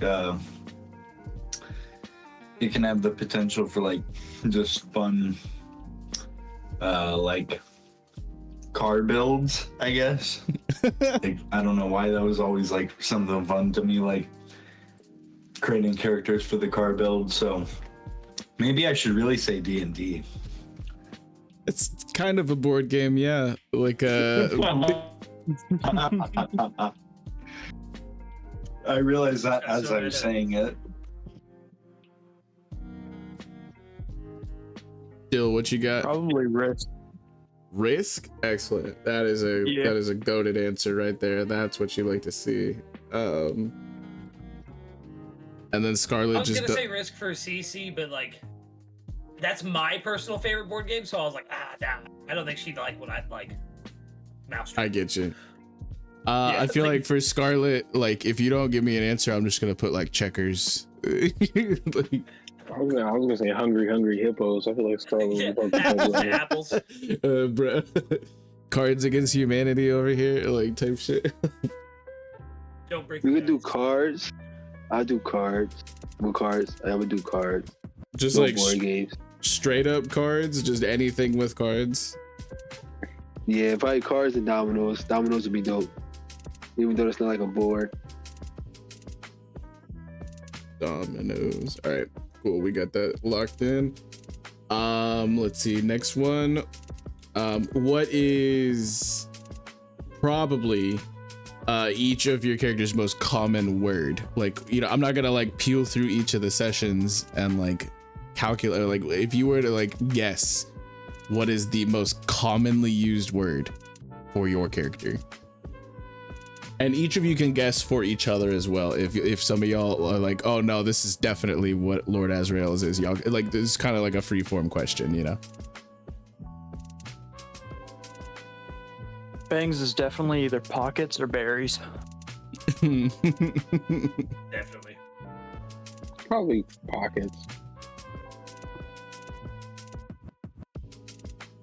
Dang, that's a question. I would probably say fighting. Oh, Yeah. she talking about. Fight would be probably the most common for Scarlet for sure. Dill is definitely. Yeah, good call there. Lord Azrael probably experiment or something along those lines. That's, yeah, actually it's probably extremely accurate, I would say. Let me put ... for Dill. What's the W Helmsman's most used word? Or go ahead, Ragnar, if you had a different thing other than experiment. Oh, I'll think about that. Yeah, like what's Lord Azrael's most commonly used word, would you think? Or like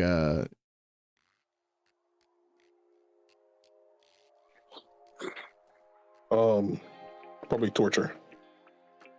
crazy. That's what I was gonna say.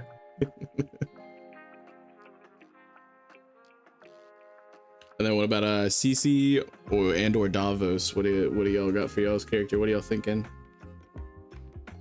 I don't know with Cece, if I'm being honest. Like maybe salt.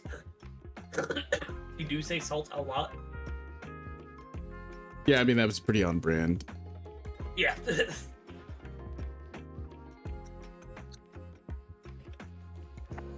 Mine would be no, or a more descript one would be Shigan. Yeah, I think that's pretty fair as well. Let's see. Next one I got is what is your character's favorite compliment that they've ever received? This one kind of might be recent, or it might go into some backstory shit. I think it's when Bang finally admit that I'm not a fish stick, that I'm pretty awesome dude. It happens like 10 years into the future, but I already appreciate it. It's crazy. I guess for Vang, it would be I guess when the ship was first built, people were pretty excited about that, so we felt pretty good about that. Just the general stuff once the Queen's Gambit was finished. For Scarlet, I would say Luminous B. Just recognizing her as a nice person, having that great conversation they had, and saying that they might, if they ever, hopefully, fingers crossed, please meet again, then it'll be W homies. Shout out Luminous B. Shout out Luminous B. Huge. What about Cece? She remembers it like it was yesterday, man. When Big Ass said, "Hey, you can sit on my back," the most beautiful word she's ever heard. That's in her crazy. Life. Yeah, It's like it was that's love at actually first crazy. sight. That is a compliment. To her, just- okay?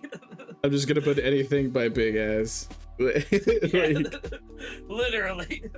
He says hello, and she's like, "Was that to him telling me he loved me? what does this She's mean? like, what does this mean? Bruh. Is this marriage?" Dill? Mikey? Probably you're so quiet. that's pretty funny actually.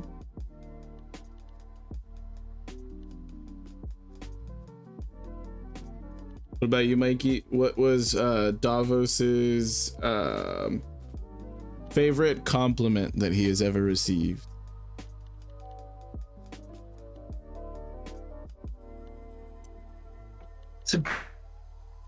It's like another fluid one, but especially right now, there was one point where Verity complimented his Shigon.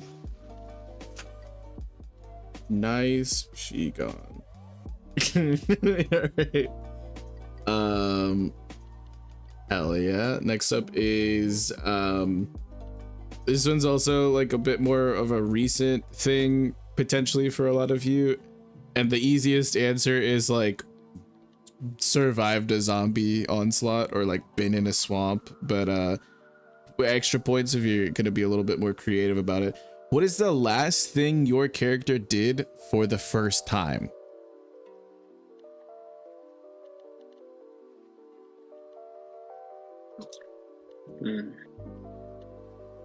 Maybe not the first time, but maybe like the first time in forever, like the Disney song, you know? I mean, Wait, what was the question? I fought zombies for the first time ever.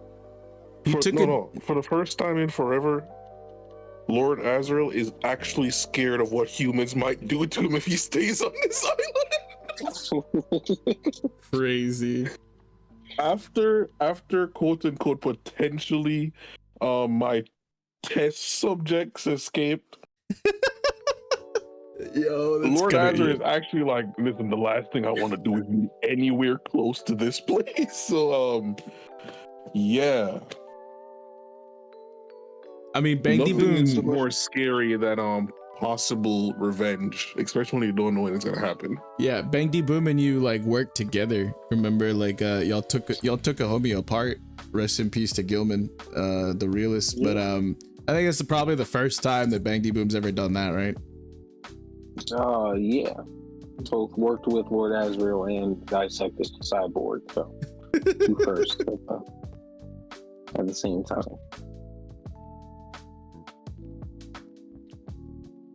What were you saying, Balincc? Oh, I asked, what was the question? What was the last thing Scarlet did for the first time? For the first time?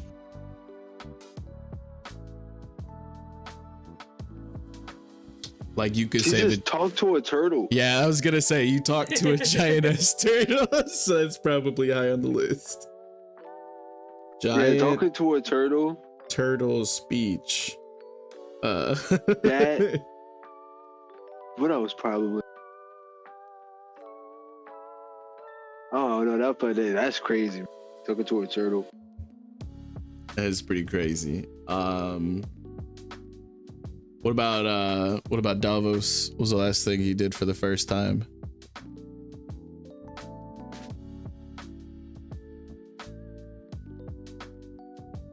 I'm liking some of these answers. Is Oh interesting. man, yeah, those are tough to follow up.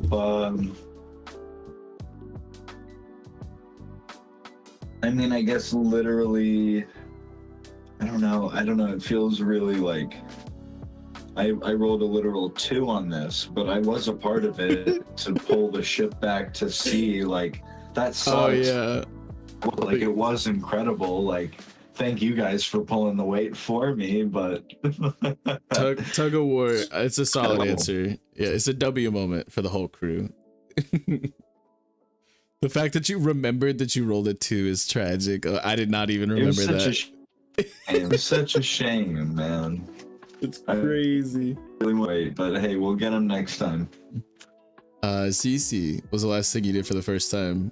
Or Yeah, Luca, I'm gonna give a spicy cryptic answer for this actually. Before I joined the Scarlet Pirates, the last thing that Cece did for the first time was lose control. Okay. Not at all terrifying. Spicy. Yeah, like that's interesting. One of you knows what I'm talking about, actually. What about Dill? What was the last thing Dill did for the first time?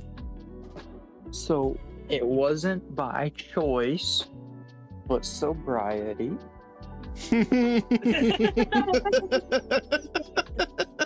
The delivery is crazy. Oh my god, bro. All right. That was pretty wild. Moving on. Is your character the type to always be early, be right on time, be fashionably late, or just straight flake? Lord Azrael most likely just flake that shit. I'm not gonna lie to you. I kind of, I already had that typed out. I'm not even gonna lie. So everyone thinks that Dill just flakes, but he's been there the whole time. Nobody knew. Yeah, but did he show up early? Yeah. Okay. He showed up early. Everyone thought that he flaked, but he was just there chilling. Scarlet would be fashionably late, obviously. Obviously. But they'll be on time for her. So when she pulls up, it's on time. And whoever pulls up. Huge. It doesn't matter what time you said to be there. It's what time Scarlet gets there. What about Bang D Boom? He an early bird? No, I'd probably be on time, like right on time. Not too early, not too late. And then Davos, Cece, what would they be? They'd be prompt or show up early, or are they flaking? I feel like Cece would show up early.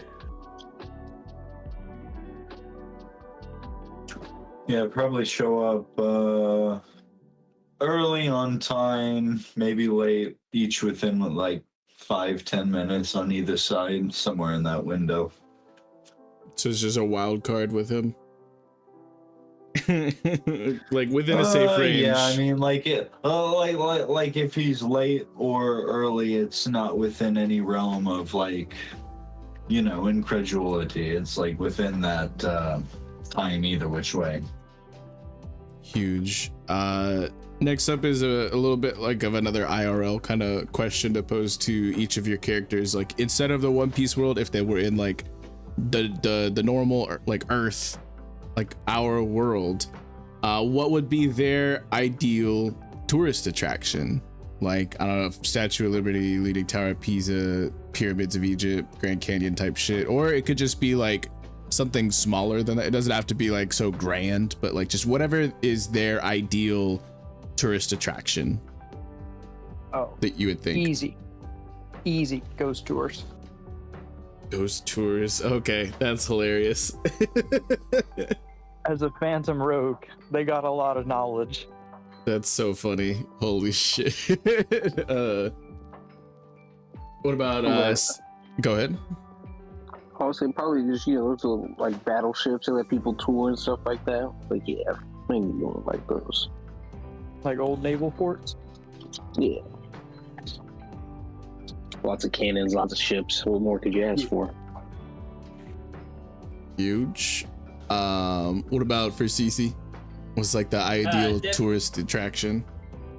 Definitely like the Smithsonian, like a natural history museum. Oh yeah, like that makes a lot of sense. Yeah. Maybe even visit an archaeological dig or something like that. That would just blow her mind. No, Yeah, I would say for Scarlet, she would go to a museum of some kind. You try to go to like the Louvre, like the fanciest of the fancy, or like any specific type of museum? It would be any museum, honestly. If fancy, it could be like a just random facts on the wall type museum. Could be anything. Yeah, because there's a lot of different museums. You got like fine arts, you got like science, you got like wax museums. Probably and not shit. art. Definitely not art. Definitely a wax museum. Probably like a, probably like something like what Cece said. She'd probably be interested in something like that.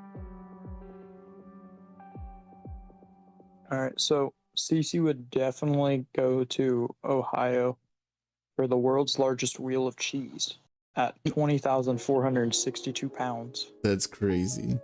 That is. Yeah, I think she'd be down on that. That must have such funk coming off of it. That's crazy. She'd get so mad when she wouldn't be allowed to taste it. What about Davos? Davos's ideal tourist attraction, IRL. You going to see the Leaning Tower of Pisa? Or like the London Eye, or like the hot springs in Japan? That's another tough one. Yeah. I guess I would go with Mount Vesuvius specifically because there wasn't time for me to go visit it on my IRL trip. Oh, you're living vicariously through Davos in this one. Exactly. What about for Ragnar? What's Lord Azrael's like the Marianas Trench? The Great Barrier Reef? Like, what's his ideal tourist attraction? I'll probably try to get to the bottom of the gate to hell. Ooh. That's so deep. the Mariana Trench, yeah. No, That's not it. Yeah. There's like a cave. It's like an underwater cave or whatever. Like, yeah, this like the that shit is cool as hell, man. Yeah, Have you heard of like the Ringwoodite caverns? There's like a subterranean ocean underneath the ocean, kind of like Luminous Bee type shit. See, but you get the vibe. Basically, I just want to go somewhere humans wouldn't be able to go to, but fishermen can. Yeah, it's fucking cool as hell, dude. That's a cool answer, honestly. All right. What would your character's favorite IRL movie franchise be? We got some Star Wars buffs, Lord of the Rings, Fast and the Furious type shit, Kung Fu Panda. Lay it on me. Planet of the Apes. All of them? Good Yeah. pick. Good Yeah, like pick. dead serious. Cece would be upset with Planet of That's hilarious. That checks out. Like that actually crazy checks out.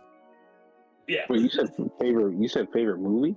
Favorite IRL movie franchise. So like just like a bunch of like the MCU or like Back to the Future or like just like whatever series of movie. Fast and the Furious, Star Wars.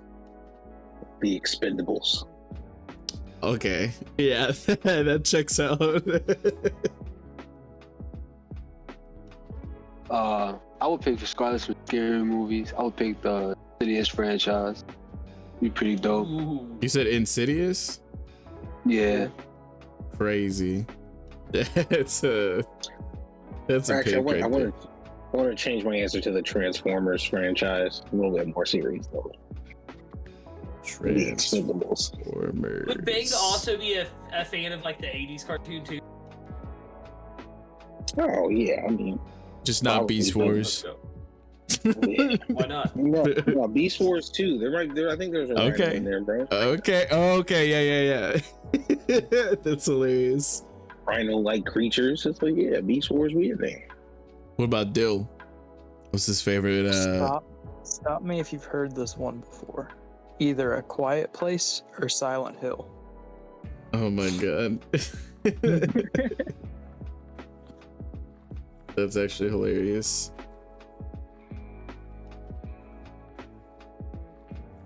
Does Lord Azrael have a you gotta pick Ragnar maybe for whatever his favorite IRL movie franchise would be?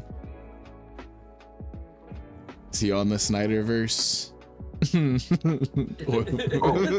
didn't realize I was muted. But it will be one of the two. It's either Mad Max or Rambo. Very interesting picks. That's actually crazy. Would Yeah. Wait, Lord I love that. I wanna go Mad Max. too. remove Rambo and replace it with Final Destination. Yeah. Yeah. Wow. So it's Oh, either watch Mad the Max bunch or of Final people. Destination for sure. I can Because it's see just watching a bunch of humans die.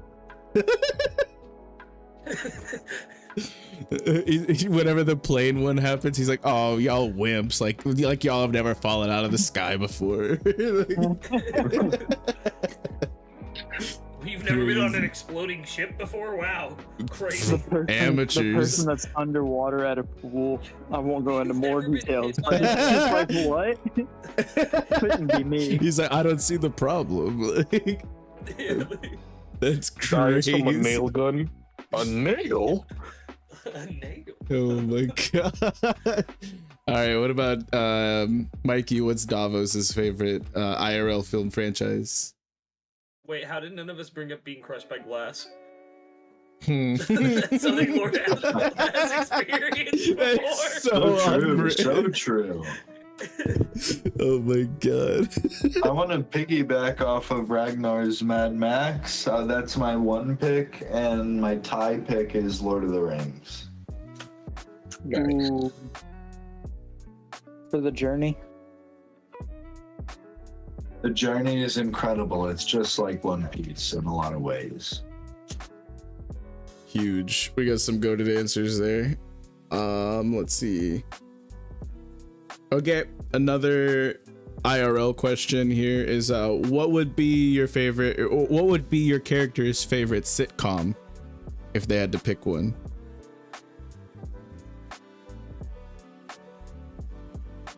Sitcom. It's a situational comedy. Oh Wait. yes, I do. I'm just thinking. Hmm. Um, I'm ready for Davos to be down with Frasier or something, or like Bib toss salad and scrambled eggs. bro. Or like I don't know, like Married with Children. Like He'd definitely be more of a Cheers guy, but I don't know if that would be his favorite. I'd say the Fresh Prince of Bel-Air. You know, dreams of living it rich like Uncle Phil. Good pick. hell yeah. I can see Bang like being like, if he'd just kick out Will, he'd have more. Right? It's so simple. It's so I don't even crazy. I don't even know what they paid Jeffrey for. To be honest, he'd be out of there. Yo, that's Got rid of his crazy.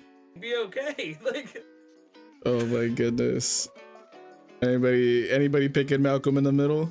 Anybody picking like Yo, Scrubs? there's no way you just said that. is that what you were coming in to say?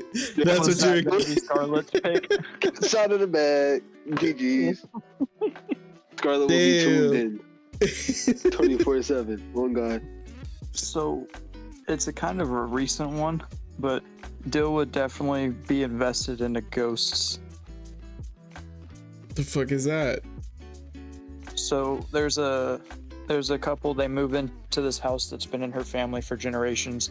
They move in, and she can see all of the ghosts that are inhabiting the property. And they finally have a person they could talk to and try and like course correct some of the stuff that went wrong. There's like a person from the 1700s. There's a Viking. There's a camp counselor from like 5 to 6 years ago. And it's just a whole bunch of mashed up mayhem. And one of like the funnier clips of it is Jay, the man of the couple, is talking with the woman, Samantha, that's her name. They're talking, and then he's telling her about his D&D character, and then the ghost that the camp counselor from like 5 years ago that passed away, he starts talking with her to him about D&D, and they were sitting there talking through her, and she has no interest in it whatsoever. So That's she's wild. sitting there Jay is DMing the campaign and the ghost is a character in the campaign, but they all have to relay through her what's being said from the other one. It's like, that sounds hella niche, but like, that's interesting. Yeah, but it's just the premise of the ghosts, of the one person being able to talk with them. That's my character. What about Lord Azrael? Is Lord Azrael going for Scrubs or Big Bang Theory or Boondocks? It's based. Why would you not just move? That's hilarious. You have to say the full thing. Lord Azrael. Oh my god. It's a pimp named Lord Azrael. Bro, he is on such Uncle Ruckus timing. Fun fact, Uncle Ruckus is actually Lord Azrael's favorite character from that show. I bet. Oh my god. I would say that would be the case, but he's not that way towards other fishmen. He's that way towards humans. He's half So that's long kind of arm. opposite. Like he is a long arm tribe member. That is canonical. I mean, is Lord Ragnar racist against long arm people? Just what humans. happened in Just, campaign? there's like just the humans, standard man. human, and then there's long arm, which is a human. That is correct, but it's not standard human. but it's all But humans. all humans. It's all humans. That's the I was thing. gonna say, Yeah. He sees a long arm person and he's just like, that's evil. Half human, sub-human, pseudo-human, all of y'all hate all of y'all. Hey, you can't say pseudo-human because Dill is pseudo-human. He is augmented human. There are exceptions to every rule. What's Cece's favorite IRL sitcom? You going for like Raising Hope, Modern Family, No, I think How I Met Your Mother type shit? I think Cece would actually be a big fan of Married with Children. Hell yeah. I think Based. Peg Bundy would be her idol. It's Al Bundy, but I'm gonna I clip said that. Peg. Oh, I thought you Peg said Bundy. Ted. I was like, yo. No, I heard no, Ted Peg too. Bundy. I heard Ted Bundy, bro. No, I said Peg. Yeah, Cece learned everything she knows of cooking from Peg Bundy with the, what is it? They call them the toaster crumblies or whatever, the black bits at the bottom of the toast. Yeah. You didn't make Crazy. the sound, Bundy. Whoosh.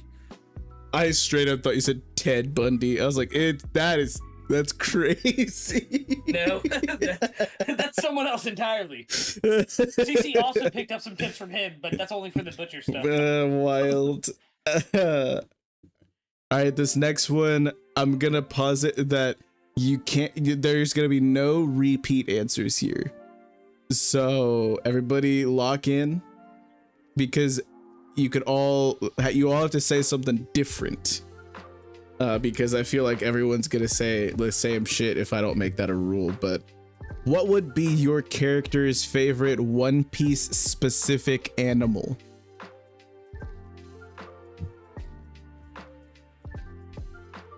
So you can't say rhino because rhinos exist in the real world. Like, just a One Piece specific animal. For example, in Alabasta, there's the banana wani, the sonic ducks, those big old crabs. Couple things. Like, there's One Piece specific animals all over the place. What's your character's? What's your character's favorite one? I'll probably pick the ducks. Cece wants to find an island well from Legends, so I'm gonna say island wells. Based. Shout out to Laboon.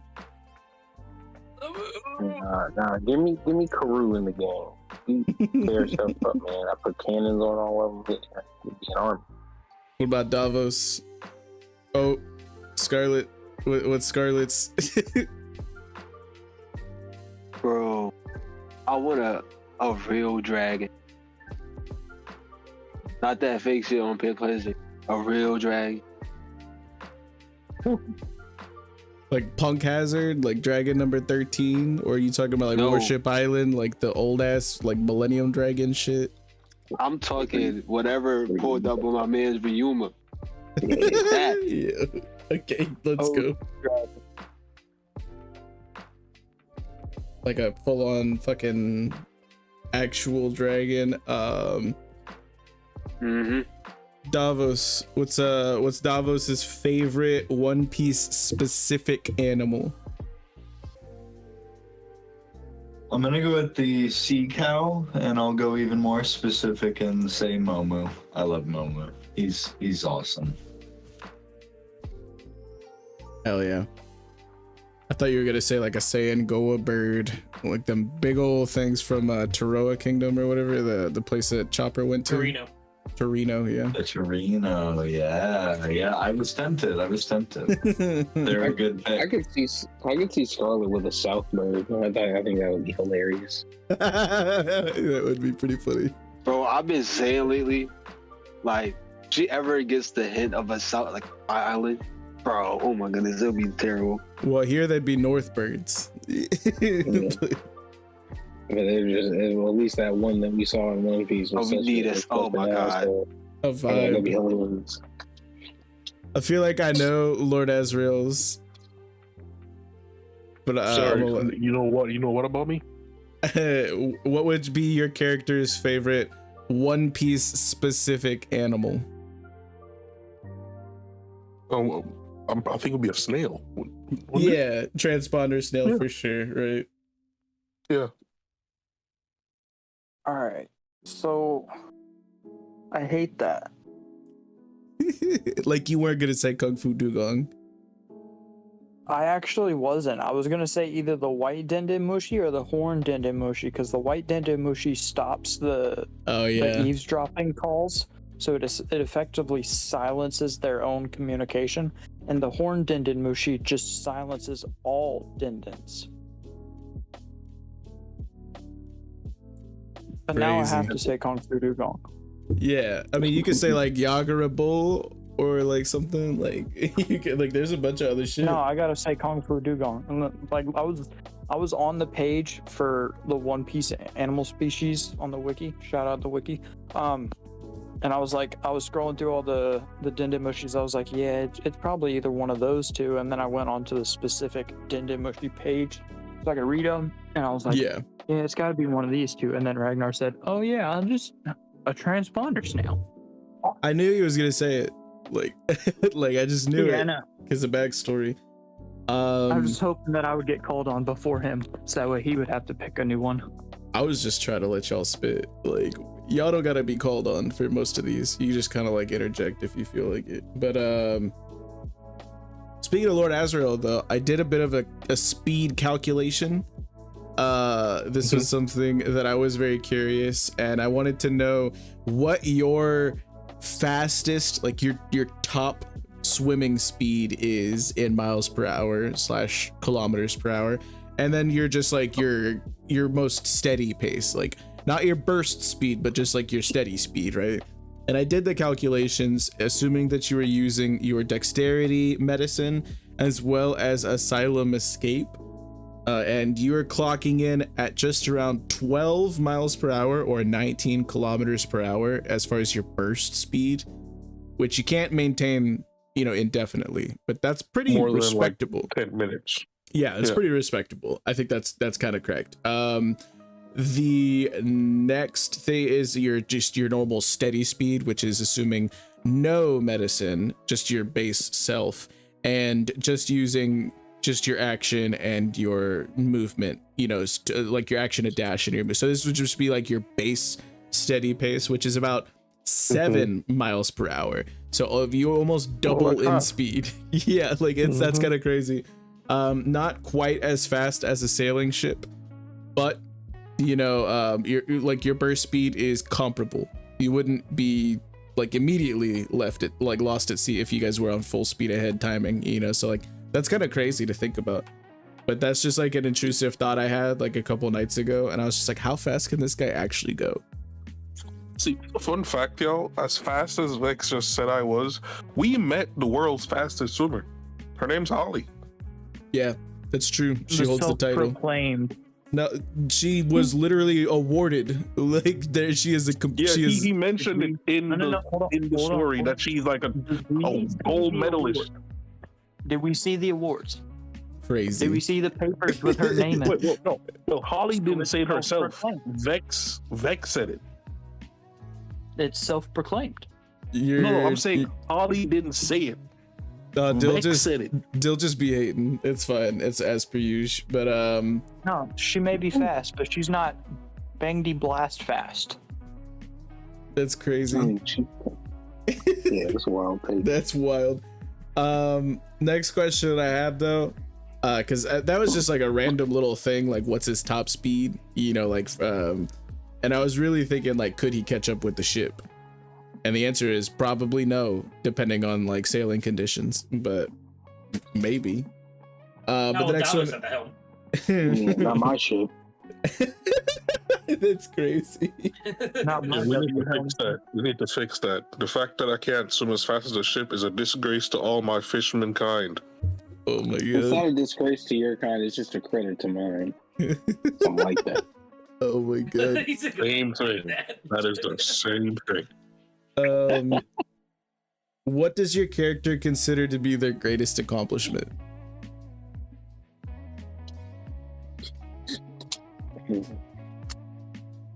Redacted. Respected. Yeah, I get that. Also redacted. As of right now, the Queen's Gambit is probably More so than Bang D Blast?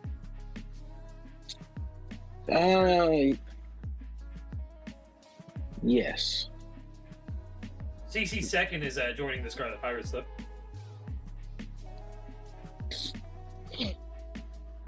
But Bangy Blast is a close second.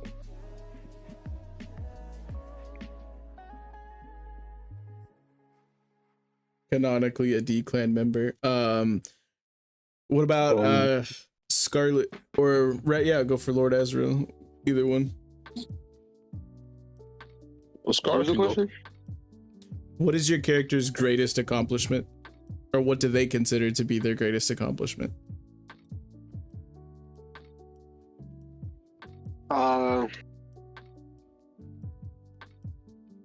I guess it would be getting the crew of the island safely. That would be probably the greatest accomplishment to her so far. Surviving. Yes. Yeah, that's hilarious. Not respectable though. Surviving.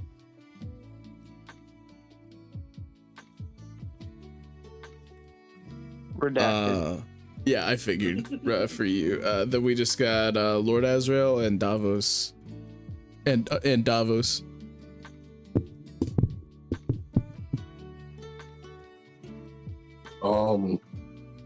Surviving the tourbillon. Yeah, I get that.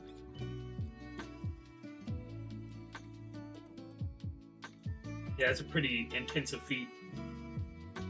It's fucking nuts. What about Mikey? What about Davos? What's his greatest accomplishment? This one is super tough, but I'm gonna have to go with setting out in the first place. Regrets and all, because it did lead him to the Scarlet Pirates. Joining the Cracker Jack Pirates. That's what I'm putting. No, I'm sorry. No. What I was gonna say for Davos was sailing the tourbillon and surviving. Because that's like a formidable thing of the residents of Live Neal. It's like that's one of the in our real world it's death and taxes, but like in Live Neal proper, one of the certainties of life is that the tourbillon will be there to take out any ship that tries to go there. Davos can say, "Nah, not me." Skill issue type shit. Yeah. Yeah, like, Truly, that is the thing. hell yeah. I love that. So 2 of you say redacted, 2 of you say the tourbillon. One of you says just surviving in general. It's we gotta get you guys some more accomplishments. Holy shit. But no, the tourbillon, I respect that. That's super goated if that is 2 of y'all's answers. Next one is this one's actually kind of fun, especially now that we're on the ship proper, thinking about like just like day-to-day basis, like after we set sail and whatnot, just like kind of cohabitating, living together and whatnot. What would be your character's least favorite chore? Oh, doing the dishes. I'm not doing it, bro. I can't. That would probably be like any cleaning, like that involves like scrubbing of any kind. Oh, absolutely not. Like the poop deck type shit? Yeah, fuck no. Swab the poop deck. Got you. Cece definitely ain't doing dishes because she cooks, she ain't doing the cleanup. But I think her least favorite chore is, because she can fly, I would assume she would help maintain the mast throughout the days, and she probably hates that shit. Like having to fly up there and mess with the ropes and like get it perfect, or else it'll fuck up the whole shit. Yeah, I mean, we have two rigging like pros, right? Like then never mind. She won't have to do that. Yeah, Softy Boy and Harry had that shit on lock, if I recall correctly, on the whole tourbillon business. So like, maybe you don't gotta worry about it. So just dishes. No, cleaning her room. Okay. Probably for Dill, it's probably like self-maintenance.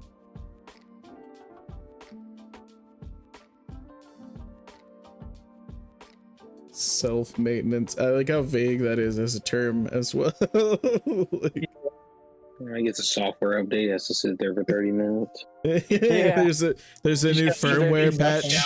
Yeah, I think that's hilarious. That's what I took it as. I was like, you just forget the shower. I was meaning like, because like I smell. After the whole like Shivers incident, we didn't really have anything like too damaging going on with Dill, but like coming back from that walk without the nomads, he was exhausted, and that's something that has never really happened to him before. So it was like having to try and almost run like a bio scan to try and figure out what is up with his body. This dude's like, yeah, my least favorite chore is polishing my collection of skulls. No, what do you mean? That's his favorite. Okay. What about Davos? What would be Davos's least favorite chore?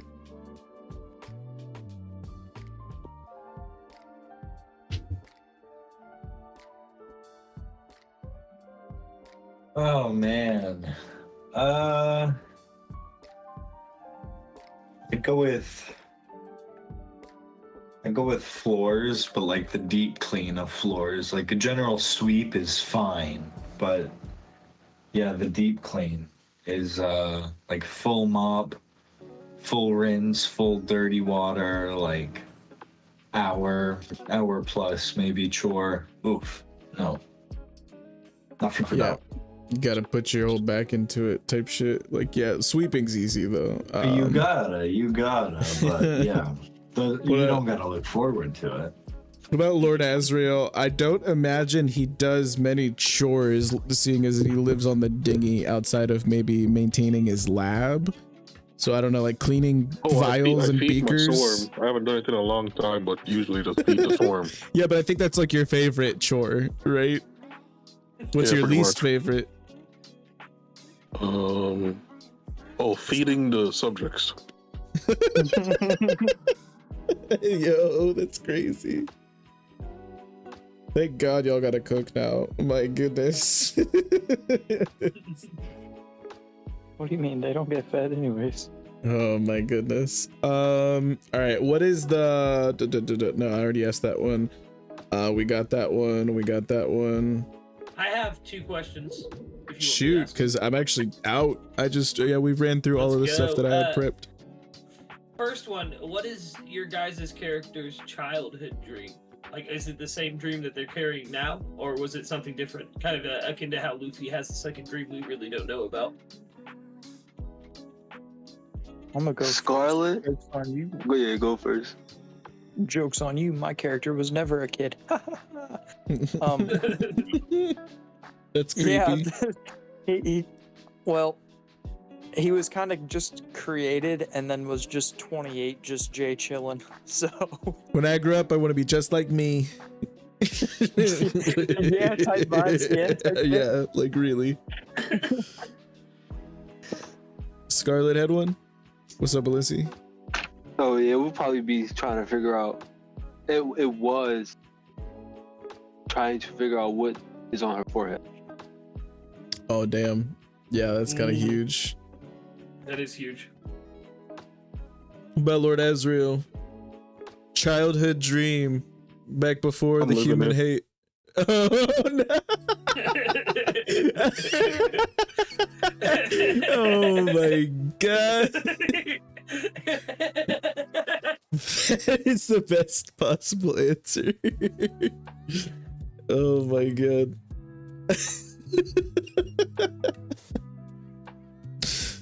Wow. What about Pete? What would Bang D Boom's childhood dream be? Like kind of the same, or what? No, probably when he was younger, he was more interested in the shipwriting business. So he wanted to, build a really nice ship. But the focus kind of shifted from, the shipbuilding to more of the weapon making as he grew up. Gotcha. And then Mikey, what would Davos's childhood dream have been before ever thinking of setting out for the One Piece?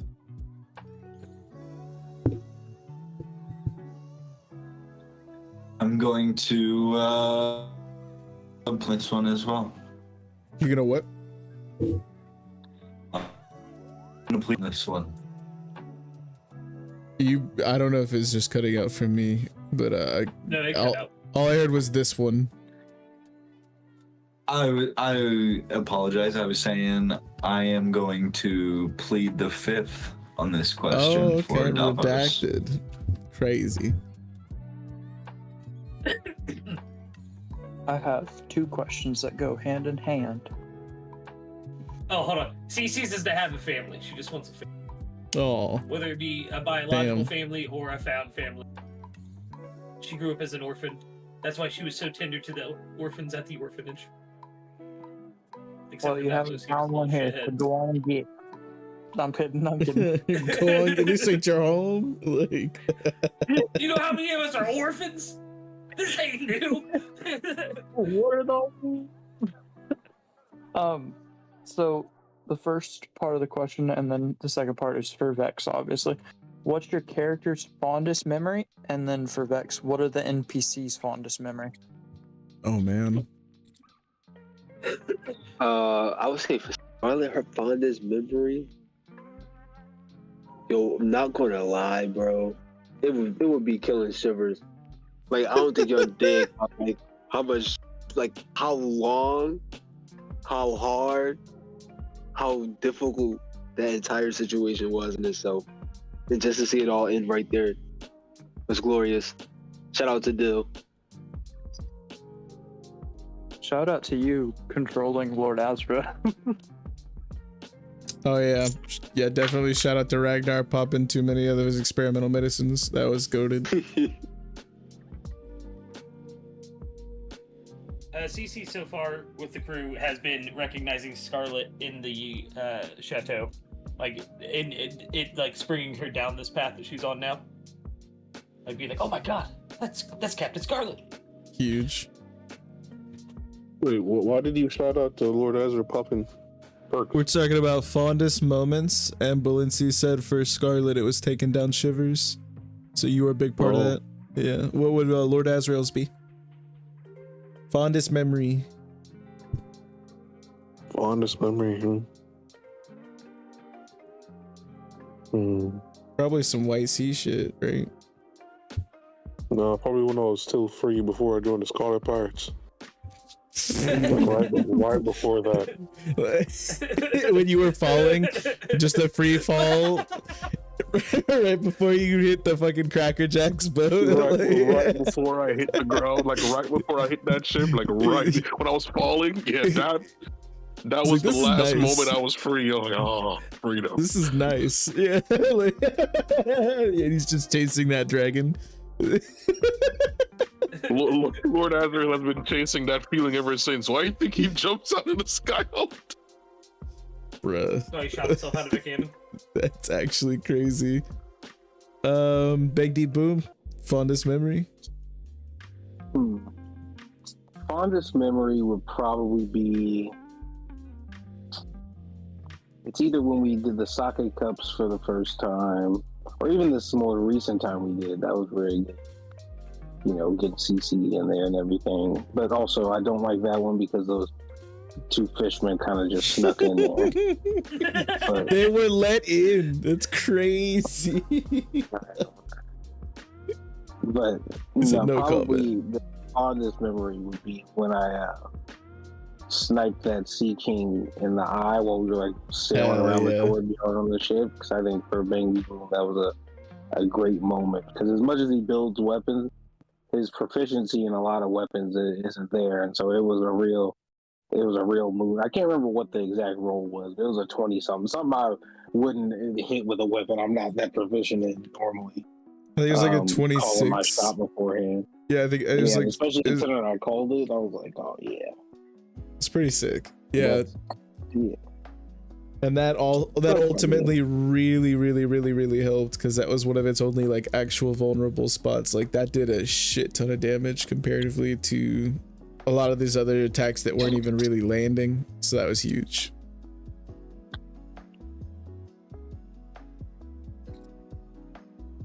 But yeah, I think just that that ship battle against the Sea King, I think was where we felt like a real pirate crew. Because, we're actually fighting in the sea and stuff like that. So I was like, all right. Yeah, it was pretty nuts. What about Dill? Was his fondest memory surviving a sandstorm? His fondest memory was actually taking down that sandstorm. That never happened. But it did. It did not, canonically. That's not how that works. But that sandstorm was no longer around. And he is very obviously still around. Yeah, but that was entirely inconsequential to your existence. But what would your character's actual fondest memory be? Probably the culmination of all of us showing up and taking down Malcolm, because it wasn't a fight that we were supposed to in any situation win, because there's no way we had of bypassing anything that he had, which was a Logia Devil Fruit. But it was through the culmination of our character's journey to get to that point where me and Lord Azrael had gotten up to the ship in the sky, had found the bomb that he had eventually ended up dropping in the middle of the glass floor, causing us to fall down and crack more of the floor underneath us, to actually dropping Malcolm into the water of the glass house. It was and like then the icing on the cake and all this stuff. Yeah, the icing on the cake was like the 7 consecutive acrobatics checks you got like above 20 on, right? So you didn't fall down in. Lightfoot backflipping across broken glass and fall into the water. That was one of the most insane runs of like consecutive checks I think I've ever seen. So we have, I think that's everybody but Davos, and then I'll get to the NPCs. Davos's would be flying out of the desert back onto open ocean. There, at the time, newest crew member Bang's ship. It felt great for him to have a deck back underfoot with the helm in hand. And it was awesome sailing across land as well. That was a really great moment, but to come a moment etched in his mind like a brand. Yeah, I feel that. That was probably also one of the more fond moments for Lord Azrael, as far as like, I'm sorry, not Lord Azrael, for Big Azrael, for like his more recent things. He if I had to give see stuff like that, that's why I said what I said. I know. I think that his true answer is probably redacted at this point for Big Azra. But for more recent events, yeah, seeing that ship. Was it saying hi to Cece? Weird. Okay. Yeah, crazy, right? For Russ, he actually really looks fondly at like him grasping his what he had kind of referred to as his hidden potential in being able to recall arrows and having the arrow made for him specifically by Bang Dee Boom was like, that was like a super cool moment for him where he like, it's like he's finally getting to the point in his life where he doesn't just have to like constantly worry about his sister. And like that's like the first thing that he was excited for about himself in a really long time. So that's Russ's answer. Harry's fondest memory recently, like his true answer is probably going to remain redacted for a bit, but his most recent like fondest memory would for sure be kind of reconciling and just having a moment like he did in the cover story with Softy Boy, where they talked about like their past and like Softy Boy's dad and like switching crews and things like that, like just the repercussions of the Davy back fight, and specifically like just them both settling in other roles as friends, you know, like and crewmates together under the flag of the Scarlet Pirates. Softy Boy really honestly cherishes Lord Azrael and Samia's company and just being able to like work hand in hand with them. So there's like a collection, like a montage of cherished moments that he has there. He also has moments where he's like, you know, in between all the torture, you know, where like he's not a big fan of those moments, but like when there's just like stuff that like adds together. He was somebody who was put on the front lines very frequently whenever he was still a part of the like the Captain Collector's crew, the Hardy Boys. But he's never really been somebody who he thought of himself as a frontline combatant. He's always felt like, you know, somebody who's more fascinated by like the chemical and anatomical side of things. So he likes that he gets to kind of flex those muscles on this crew now. Well, it looks like we have our new frontliner. Crazy. Dalt Wisney is legitimately like the fondest moment she has ever had in her entire life, and probably will ever have, is being able to see that somebody else can also hear the voice, and like being able to be there for Scarlet, like somebody was, you know, like trying to be there for her at one point, but like even that person didn't understand entirely. Like Baba didn't have the voice. That's like something that Dalt has said before and stuff like that. So being able to just like meet somebody else, realize that she's not fucking crazy, and just being able to like vibe, that's like her most cherished moment, her fondest memory. Any other NPCs that I didn't go over? Ragnar Den. Ragnar's most cherished moment. Ragnar's most cherished moment is reuniting with Lord Azrael after the tourbillon stuff, because well, in the middle of the tourbillon stuff, because Ragnar has like a bit of a telepathic like thing, and after being so long like kind of like bonded with Lord Azrael's brain signatures and whatnot, it just it wasn't the same, right? All of that time without. Rocky B, he loves crashing through walls. So that one time when he did that up on the glass house, like on the cliff top, that was cool because he got praise for it as well. He doesn't normally do it for praise, he just does it for vibes, you know, but he got a little bit of both there. So that was dope. Got a lot of head scratches on that one. Wasn't expecting that. So that's probably going to be one of his more fonder memories. Don't worry, Rocky B. Your best wall crashes are yet to come. Yeah, he just sees a wall and he's like, "Oh hell yeah! Like let's go." I'm gonna go through that. My God. My second question was in the same vein of that one though, and it's what is your? Unless you had more back, sorry. No, go ahead. No, it's what is your favorite thing that your character that you said in character? Like whether it be funny, whether it be like a cold ass line. I'll answer real quick. Like as an NPC, like I don't think like it was literally one of the funniest things ever. Just being able to like spit a flat earth theory in front of all of y'all, and the fact that you all loved it so much. It stuck so well. Like the bit went over so successfully. Like our definitions of love are different. I was triggered. I would say for me, if anytime I get the name of an animal or some character. Shelly B. Oh, shout out to my dog. You go and see what before we leave. You go see her. Shelly B's out Hopefully there. She's been back.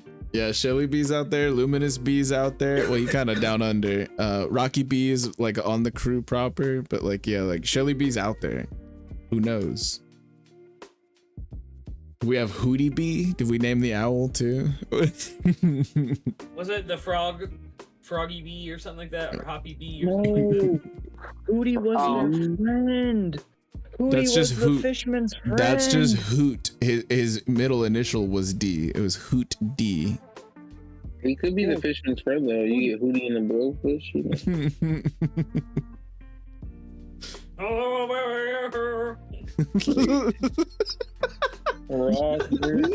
Like a boat. There's like yes, Hoot. His name was Hoot D. I forgot his last name. Hold on. No, he has. I wrote it down somewhere. Hoot D Fish. No, but his band of like traveling, like surfers and whatnot they were called the Nefarious Ruckus because it's like Darius. Right? Darius yeah, like, so that's we knew. And then what was his full name? It was it's Hoot Rackus. So like because he's a trumpet fish and they're like actually the loudest fucking fish you'll ever hear. Like they underwater, these things are still like able to pop your-drums. Like they are crazy loud, y'all. But that was that guy. What about yeah, go ahead. When I can't remember what Bang was doing, but I was like, I hate to agree with Bang, and then that was all I said. Probably the funniest shit I've done. I remember hearing Pete like clap back a little bit. He's like, what? Why? Like, what did I do? Like, right. But Baby Boom is right a lot. It should be a crazy dude. Right? Oh my god. That's hilarious. I think for Bangy Boom, it wasn't. I don't even know if it was like a little saying or anything like that, but I just enjoyed the most when Lord Azrael and I were like infiltrating the glass house. We ran into the two like lieutenants or whatever, but the one guy just kept, because I kept calling, shooting him in the face, and he just kept getting hit. And so in my head, I could just hear Bangy Blast saying it's time to have a blast. Every time, because he got hit in the face like 3 or 4 times before he went down. I was just like, man, that's gotta be rough. Just catching punch after punch. Just hearing it's time to have a blast. Man, that's hilarious. But I do shout out to Lord Azrael from the Malcolm fight. We probably got him in the water, and coolest line he ever had. He's like, now you're in my domain, and then we just ended the session.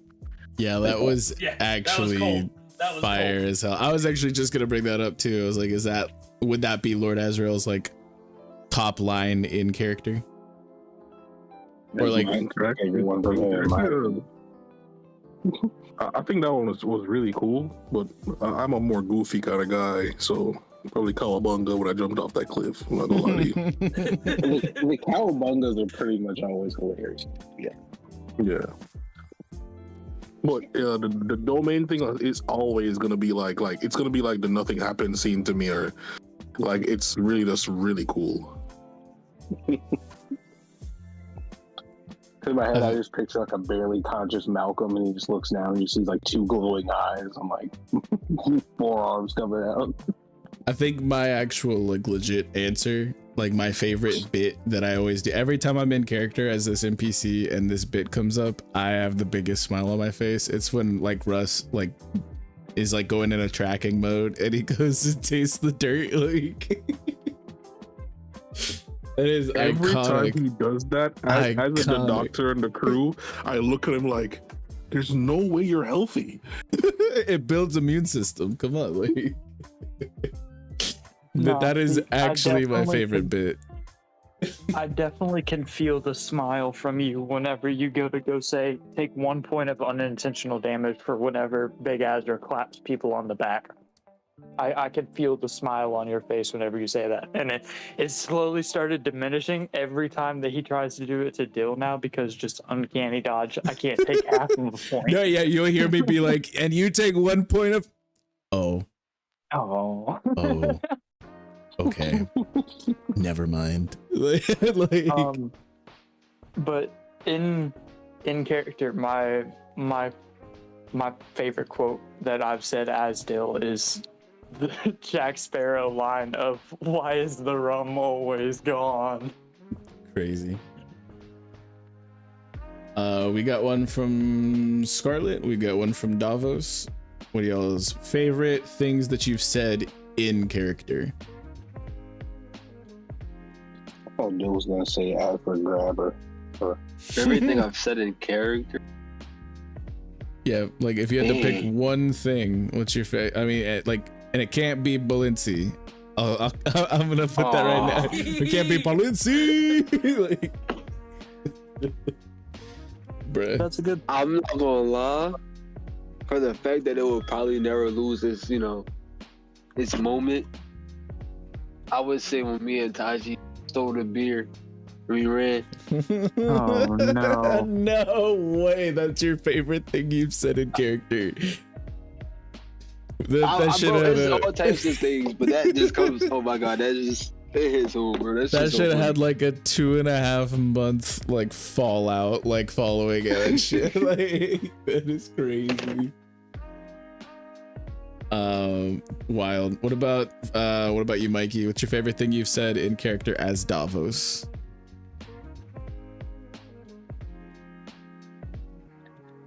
Kind of tough for me to remember specific quotes, to be honest.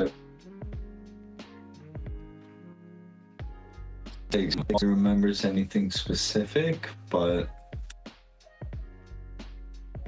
I feel like I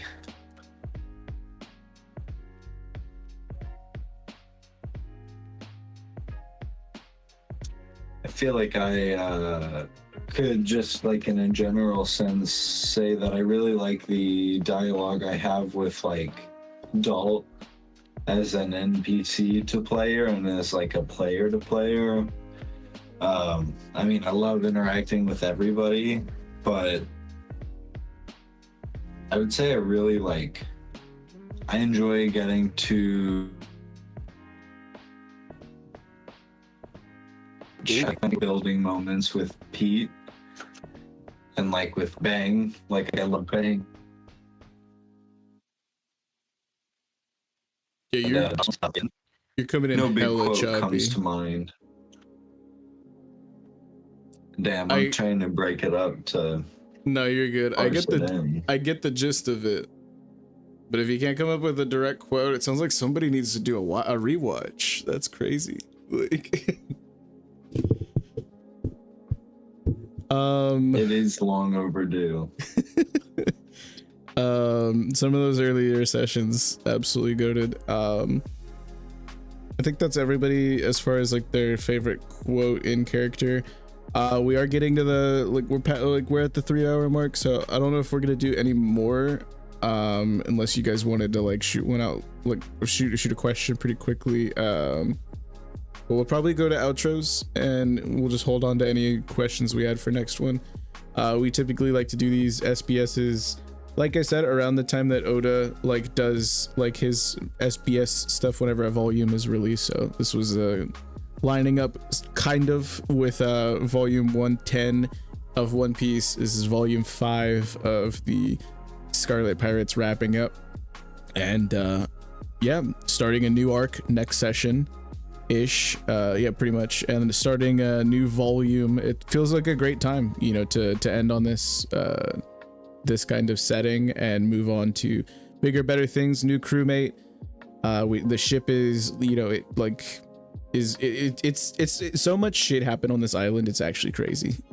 Like I did not think a year ago we'd still be here right now and just now be leaving, but at the same time we probably could have spent a whole nother year there with just how much shit there is like in that setting. So really goated shit.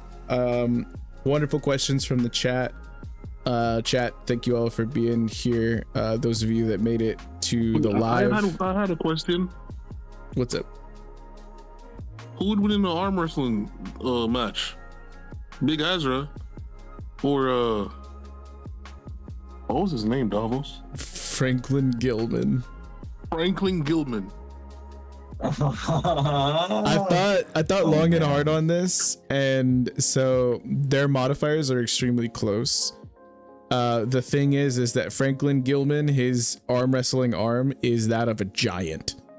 So assuming that he has performed his routine maintenance and, you know, was on top of things, and all of the rest of his like contraption and organic parts can keep up with just like the sheer mass of the arm, he's like part machine. He's going to probably dominate. But if any one of those things, if there's like a weak link in the chain, Big Ezra's dominating. He's ripping that arm off, which is crazy. Knew you'd say that. Well, not really, but I was hoping you would. But yeah, everybody make sure to check out, like I said at the beginning, check out the links in the description so you could find all the ways you can be supporting me, your boy Vexus, the Lurking Legend. Find all the ways you can be supporting each of these individual wonderful crewmates here in all of their own endeavors. Whole bunch of YouTube, Twitch, TikTok, and etc. All of their links in the description. And make sure you check out, most importantly, all of the other One Piece D&D campaigns as well. We are one of many, you know, and though Group 2 does solo, all of these other campaigns deserve some love. And if you're watching this and you're hankering for more, there is a ton out there. If you want to be a part of your own, you can hit up the Eternal Dawns Discord server, or even my Discord server, to find a link to the Eternal Dawns. And yeah, there's a bunch of people out there having these good times. We've been doing it for over a year. We've been, you know, blessed to have pulled through a lot of scheduling issues here and there. Holidays are always rough, but we're going to try to keep a consistent-ish schedule for you guys over the next couple of months and into the new year. And yeah, we're in it for the long haul. Scarlet Pirates are going to be starting a brand new arc, and I'm hype. I cannot wait. But no cover story tonight. Stay tuned for next session if you want to catch a whole vibe. But anyone else got anything they want to say before we're out? No, I'm good. Man, bro, this next island finna go crazy. Poor Scarlet Part 2. Look out. Crazy. Port Scarlet Part 2. I'm looking forward to that too, actually. Offer yourselves up to Davy Loans. The comment section, he checks it, trust me. That's true. I heard that. He has access to all of my analytics in my YouTube studio also. But yeah, goated shit. Everybody make sure to have a wonderful night. Be safe throughout the holidays, and we'll be seeing you next Tuesday, same time as usual at 7 p.m. CST.